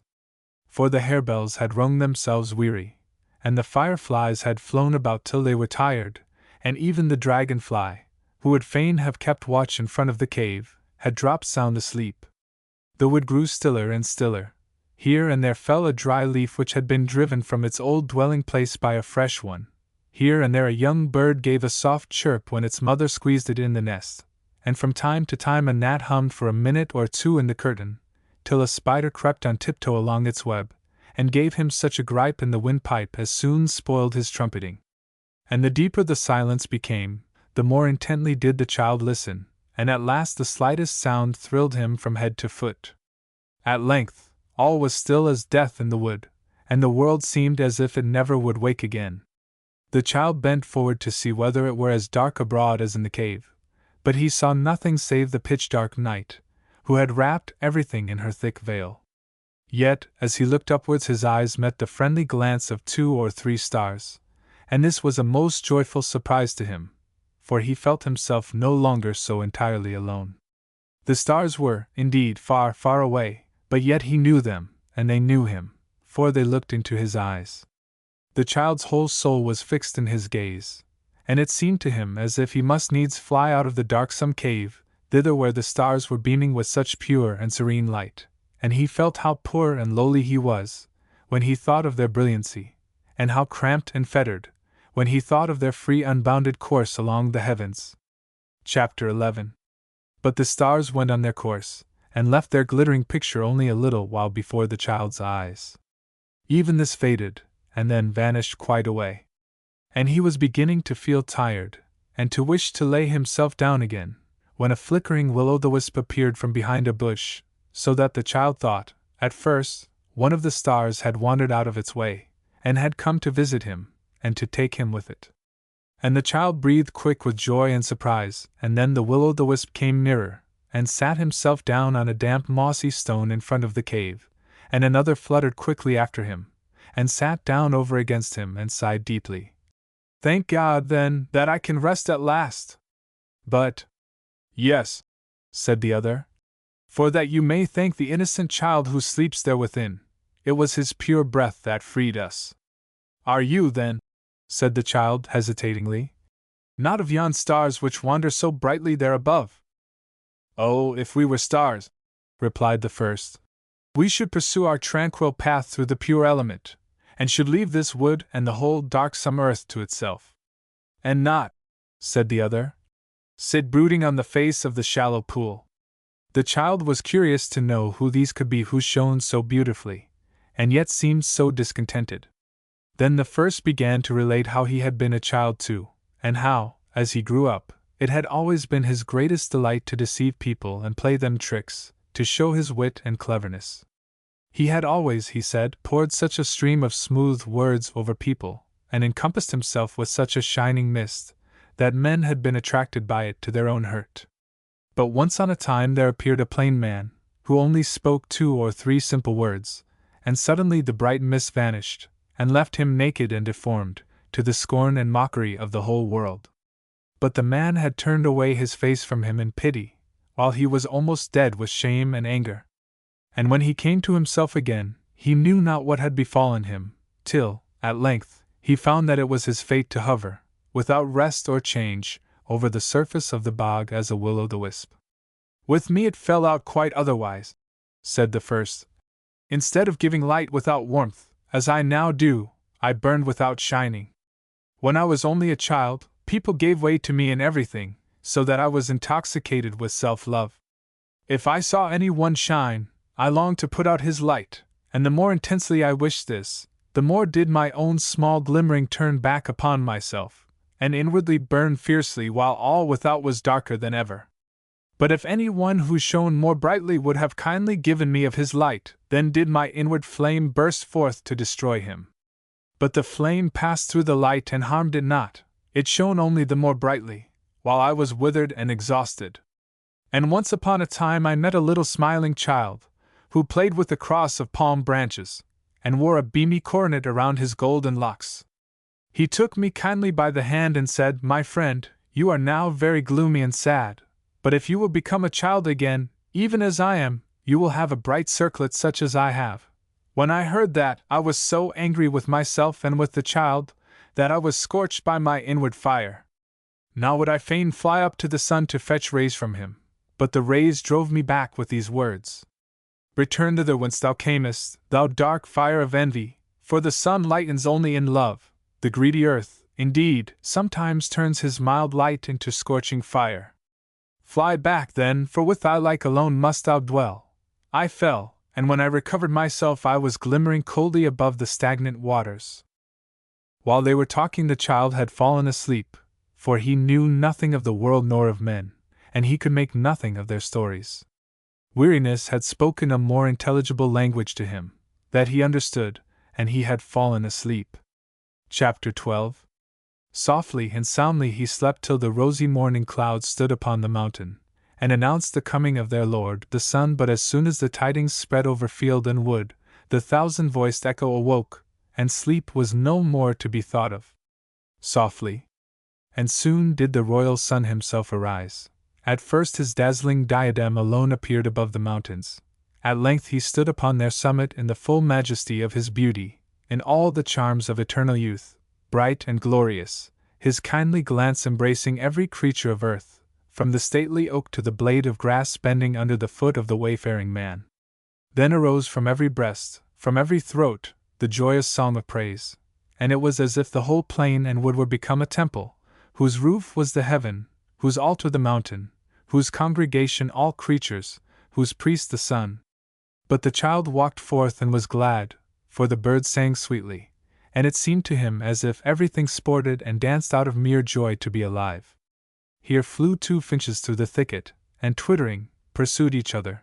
There, the young buds burst asunder, and the tender leaves peeped out and expanded themselves in the warm sun, as if they would abide in his glance forever. Here, a dewdrop trembled, sparkling and twinkling on a blade of grass, and knew not that beneath him stood a little mouse who was thirsting after him.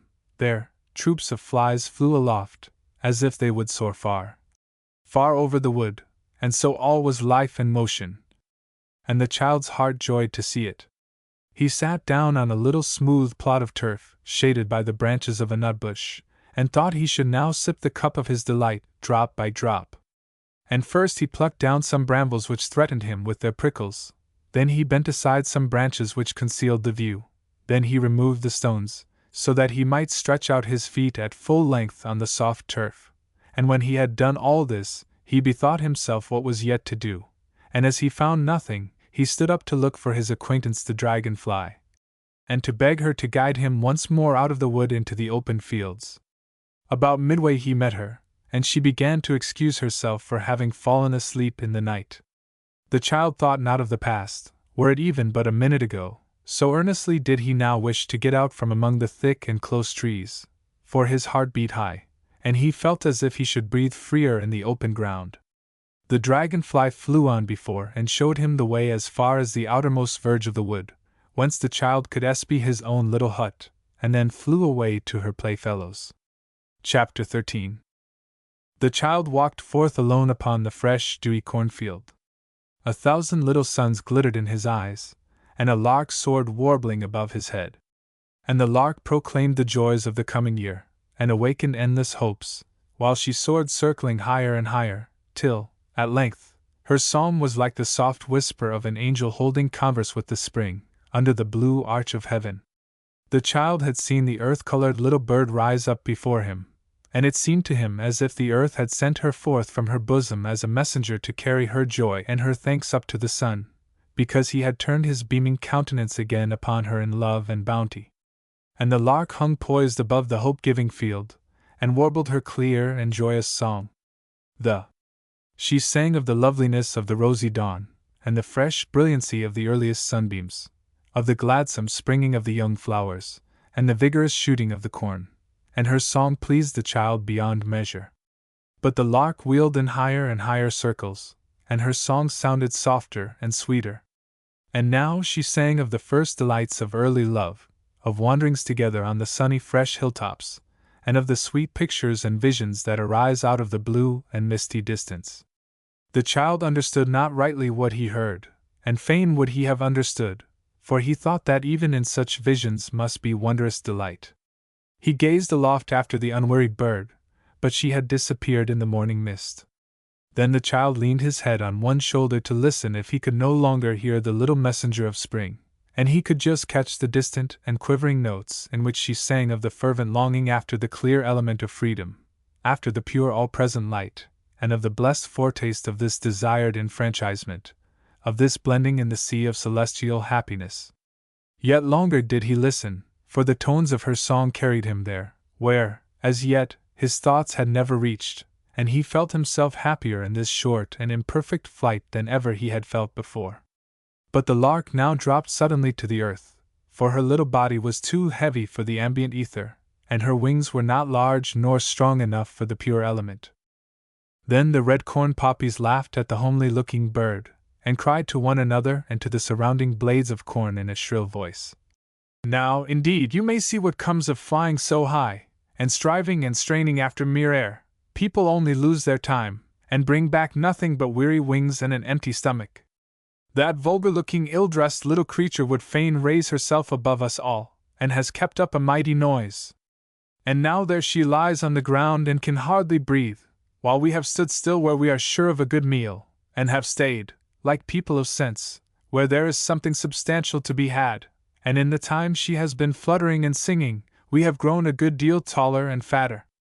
The other little redcaps chattered and screamed their assent so loud that the child's ears tingled, and he wished he could chastise them for their spiteful jeers, when a sighing said, in a soft voice, to her younger playmates, "Dear friends, be not led astray by outward show, nor by discourse which regards only outward show.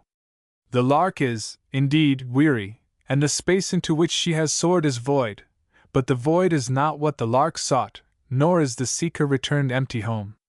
She strove after light and freedom has she proclaimed. She left the earth and its enjoyments, but she has drunk of the pure air of heaven, and has seen that it is not the earth, but the sun that is steadfast. And if earth has called her back, it can keep nothing of her but what is its own. Her sweet voice and her soaring wings belong to the sun, and will enter into light and freedom long after the foolish prater shall have sunk and been buried in the dark prison of the earth."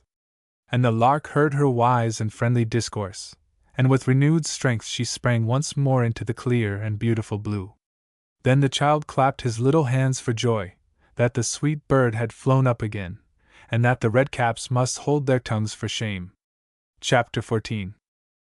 And the child was become happy and joyful, and breathed freely again, and thought no more of returning to his hut, for he saw that nothing returned inwards, but rather that all strove outwards into the free air, the rosy apple blossoms from their narrow buds, and the gurgling notes from the narrow breast of the lark.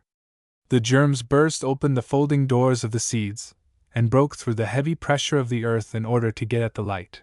The grasses tore asunder their bands, and their slender blades sprung upward. Even the rocks were become gentle, and allowed little mosses to peep out from their sides, as a sign that they would not remain impenetrably closed forever. And the flowers sent out color and fragrance into the whole world, for they kept not their best for themselves, but would imitate the sun and the stars, which poured their warmth and radiance over the spring. And many a little gnat and beetle burst the narrow cell in which it was enclosed and crept out slowly, and half asleep, unfolded and shook its tender wings, and soon gained strength, and flew off to untried delights. And as the butterflies came forth from their chrysalids in all their gaiety and splendor, so did every humbled and suppressed aspiration and hope free itself, and boldly launch into the open and flowing sea of spring. And Hymns to Night. Translated from the German of Novelis. Who that has life and intelligence, loves not, before all the surrounding miracles of space, ever joyous light with its tints, its beams, and its waves, its mild omnipresence, when it comes as the waking day. Like the inmost soul of life, it is inhaled by the giant universe of gleaming stars, that dance as they swim in its blue flood. It is inhaled by the glittering, eternally motionless stone, by the living plant that drinks it in, by the wild and impetuous beast in its many forms, but above all, by the glorious stranger, with eyes of intellect, majestic step, with lips melodious, and gently closed. As a king over earthly nature, it calls forth to countless changes every power, binds and loosens bonds unnumbered, and hangs around every earthly being its heavenly picture. Alone its presence declares the wondrous glory of the kingdoms the world. I turn aside to the holy, the inexpressible, the mysterious night. Afar off lies the world, buried in some deep chasm, desolate and lonely is the spot it filled. Through the chords of the breast sighs deepest sorrow. I will sink down into the dewdrops, and with ashes will I be commingled. The distant lines of memory, desires of youth, the dreams of childhood, a whole life's short joys and hopes vain, unfulfilled, come clothed in grey, like evening mists, when the sun's glory has departed. Elsewhere has the light broken upon habitations of gladness. What, should it never return again to its children, who with the faith of innocence await its coming? What fount is thus suddenly opened within the heart, so full of forethought, that destroys the soft breath of sorrow? Thou also, dost thou love us, gloomy night? What holdest thou concealed beneath thy mantle that draws my soul towards thee with such mysterious power? Costly balsam raineth from thy hand, from thy horn pourest thou out manna, the heavy wings of the Spirit liftest thou. Darkly and inexpressibly do we feel ourselves moved, a solemn countenance I behold with glad alarm, that bends towards me in gentle contemplation, displaying, among endless allurements of the mother, lovely youth. How poor and childish does the light now seem! How joyous and how hallowed is the day's departure! Therefore then only, because night dismissed thy vassals, hast thou sown in the infinity of space those shining balls to declare thine almighty power, and thy return in the season of absence. More heavenly than those glittering stars seem the unnumbered eyes that night has opened within us. Farther can they see than beyond the palest of that countless host. Without need of light can they pierce the depths of a spirit of love, that fills a yet more glorious space with joy beyond expression. Glory to the world's Queen, the high declarer of spheres of holiness, the nurse of hallowed love. Thee, thou tenderly beloved one, does she send to me, thee, lovely son of the night. Now I awaken, for I am thine and mine. The night hast thou given as a sign of life, and made me man. Devour with glowing spiritual fire this earthly body, that I ethereal may abide with thee in union yet more perfect, and then may the bridal night endure forever. 2. Must ever the morn return? Is there no end to the sovereignty of earth? Unhallowed occupation breaks the heavenly pinion of the night. Shall the secret offering of love at no time burn forever? To the light is its period allotted, but beyond time and space is the empire of the night. Eternal is the duration of sleep. Thou holy sleep! Bless not too rarely the night's dedicated sun in this earth's daily work. Fools alone recognize thee not, and know of no sleep beyond the shadow which in that twilight of the actual night thou throwest in compassion over us. They feel thee not in the vine's golden flood, in the almond tree's marvel oil, and in the brown juice of the manna. They know not that it is thou that enhallowest the tender maiden's breast, and makest a heaven of her bosom. Conceive not that out of histories of old thou steppest forth an opener of heaven, and bearest the key to the abodes of the blessed, the silent messenger of unending mysteries. Must. 3. Once, when I was shedding bitter tears, when my hopes streamed away dissolved in sorrow, and I stood alone beside the barren hill, that concealed in narrow gloomy space the form of my existence, alone, as never solitary yet hath been, urged by an agony beyond expression, powerless, no more than a mere thought of sorrow, as I looked around me there for aid, could not advance, could not retire, and hung with incessant longing upon failing life, then came there from the blue distance, from the heights of my former happiness, a thin veil of the twilight gloom, and in a moment burst the bondage of the fetters of the birth of light. Then fled the glories of the earth, and all my sorrow with them. Sadness melted away in a new, an unfathomable world. Thou, inspiration of the night, slumber of heaven, camest over me. The spot whereon I stood rose insensibly on high. Above the spot soared forth my released and new-born spirit. The hill became a cloud of dust. Through the cloud I beheld the revealed features of my beloved one. In her eyes eternity reposed. I grasped her hands, and my tears formed a glittering, inseparable bond. Ages were swept by like storms into the distance. On her neck I wept tears of ecstasy for life renewed. It was my first, my only dream, and from that time I feel an eternal and unchanging faith in the heaven of the night, and in its light, the loved one. Once. 4. Now do I know when the last morn will be, when the light shall no more give alarm to the night and to love, when the slumber shall be without end, and there shall be but one exhaustless dream. Heavenly weariness do I feel within me. Long and wearisome had become the pilgrimage to the holy grave, the cross a burthen.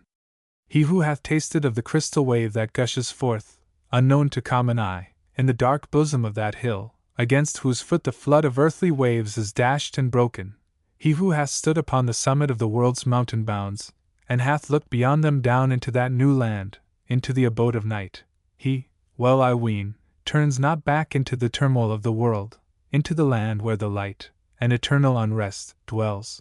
Now, there, above, does he erect his huts of peace, there longs and loves, until comes the most welcome of all hours to draw him down into that fountain's source.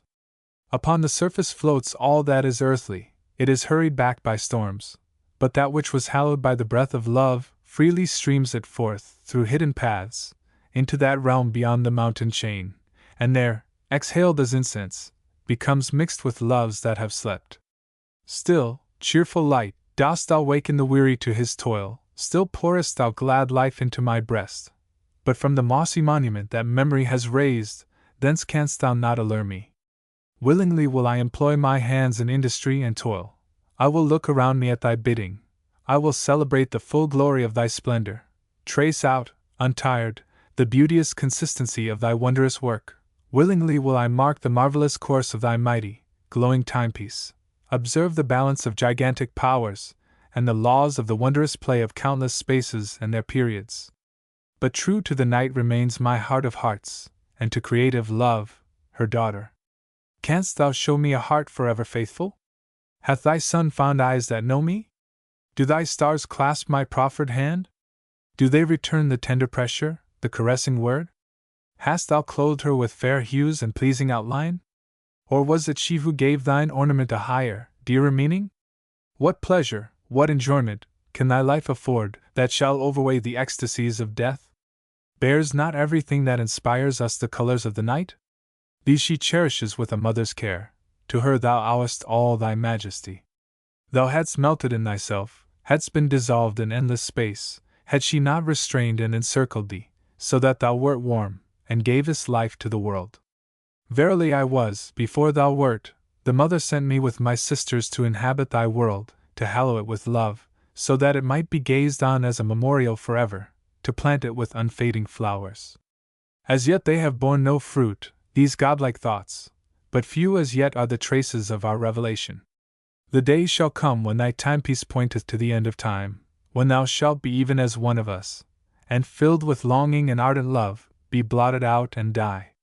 Within my soul I feel the end of thy distracted power, heavenly freedom, hailed return. In wild sorrow I recognize thy distance from our home, thy hostility towards the ancient glorious heaven. In vain are thy tumult and thy rage. Indestructible remains the cross, a victorious banner of our race. Thee. Over the widely spreading races of mankind, ruled aforetime an iron destiny with silent power. A dark and heavy band was around man's anxious soul, without end was the earth, the home of the gods and their abode. Throughout eternities had her mysterious structure stood. Beyond the red mountains of the morning, in the holy bosom of the sea, there dwelt the sun, the all-inflaming, living light. A hoary giant bare the sacred world. Securely prisoned beneath mountains lay the first sons of the Mother Earth, powerless in their destructive fury against the new and glorious race of the gods, and their kindred, joyous men. The dark green ocean's depth was the bosom of a goddess. In the crystal grottos rioted a voluptuous tribe. Rivers, trees, flowers, and brute beasts had human understanding. Sweeter was the wine poured forth by youth's soft bloom, a god in the vine's clusters, a loving, a maternal goddess, shooting forth among the full, golden sheaves. Love's holy flame, a delicious service to the most beauteous of the goddesses. An ever gay and joyous festival of heaven's children and the dwellers upon earth, life rustled on as a spring, through centuries. All races venerated, like children, the tender, thousandfold flame, as the highest of the world. One thought only was there, one hideous vision of a dream. Over. At length the old world bowed its head. The gay gardens of the young race were withered. Beyond into the freer, desert space aspired less childish and maturing man. The gods then vanished with their train. Lonely and lifeless, nature stood. The scanty number and the rigid measure bound her with fetters of iron. As into dust and air melted the inconceivable blossoms of life into mysterious words. Fled was the magic faith, and fantasy the all-changing, all-uniting friend from heaven. Over the rigid earth, unfriendly, blew a cold north wind, and the wonder home, now without life, was lost in ether, the recesses of the heavens were filled with beaming worlds. Into a holier sphere, into the mind's far higher space, did the world draw the soul with its powers, there to wander until the break of the world's dawning glory. No longer was the light the gods' abode, their token in the heavens, the veil of the night did they cast over them. The night was the mighty bosom of revelations, in it the gods returned, and slumbered there, to go forth in new and in more glorious forms over the altered world. Among the people above all despised, too soon matured, and wilful strangers to the blessed innocence of youth, among them, with features hitherto unseen, the new world came, in the poet's hut of poverty, a son of the first virgin mother, endless fruit of a mysterious embrace. The budding wisdom of the East first recognized another time's beginning. To the humble cradle of the monarch their star declared the way. In the name of the distant future, with splendor and with incense, did they make offering to him, the highest wonder of the world. In solitude did the heavenly heart unfold to a flowery chalice of almighty love, bent towards the holy countenance of the Father, and resting on the happily expectant bosom of the lovely pensive mother. With divine ardor did the prophetic eye of the blooming child look forth into the days of the future, towards his beloved, the offspring of the race of God, careless for his day's earthly destiny. The most childlike spirits, wondrously seized with a deep, heartfelt love, collected soon around him. As flowers, a new and unknown life budded forth upon his path. Words inexhaustible, the gladdest tidings fell, as sparks from a heavenly spirit, from his friendly lips. From a distant coast, born under Hellas' cheerful sky, a minstrel came to Palestine, and yielded his whole heart to the wondrous child. The minstrel wandered, full of joy, towards Hindostan, the heart elated with the sweetest love, which, beneath yonder heavens, he poured forth in fiery songs, so that 1,000 hearts inclined towards him, and with 1,000 branches grew towards heaven the joyous tidings. Soon after the minstrel's departure, the precious life became a sacrifice to the deep guilt of man. He died in youthful years, torn from the world he loved, from the weeping mother and lamenting friends. His mouth of love emptied the dark cup of inexpressible affliction. In fearful anguish approached the hour of the new world's birth. Deeply was he touched with the old world's fearful death. The weight of the old world fell heavily upon him. Once more he gazed placidly upon the mother, then came the loosening hand of eternal love, and he slumbered. Few days only hung a deep veil over the swelling sea, over the quaking land. The beloved ones wept countless tears. The mystery was unsealed. The ancient stone heavenly spirits raised from the dark grave. Angels sat beside the slumberer, tenderly formed out of his dreams. Awakened in the new glory of a god, he ascended the height of the newborn world, and with his own hand buried within the deserted sepulchre the old one's corpse, and with almighty hand placed over it the stone no power can raise. Yet do thy dear ones weep rich tears of joy, tears of emotion, and of eternal gratitude beside thy grave. Even yet, with glad alarm, do they behold thee rise themselves with thee, behold thee weeping, with sweet feeling, on the happy bosom of thy mother, solemnly walking with thy friends, speaking words as if broken from the tree of life. See thee hasten, full of longing, to thy father's arms, bringing the young race of man, and the cup of a golden future, which shall never be exhausted. The mother soon followed thee in heavenly triumph. She was the first to join thee in the new home. Long ages have flown by since then, and ever in yet higher glory hath thy new creation grown, and thousands from out of pain and misery have, full of faith and longing, followed thee, roam with thee and the heavenly Virgin in the realm of love, serve in the temple of heavenly death, and are in eternity thine. 6. Longing for Death. Longing for Death. Below. Printed by Castle and Company, Limited, La Belle Sauvage, London, EC 30590. Printed by Castle and Company, Limited, La Belle Sauvage, London, EC 30590.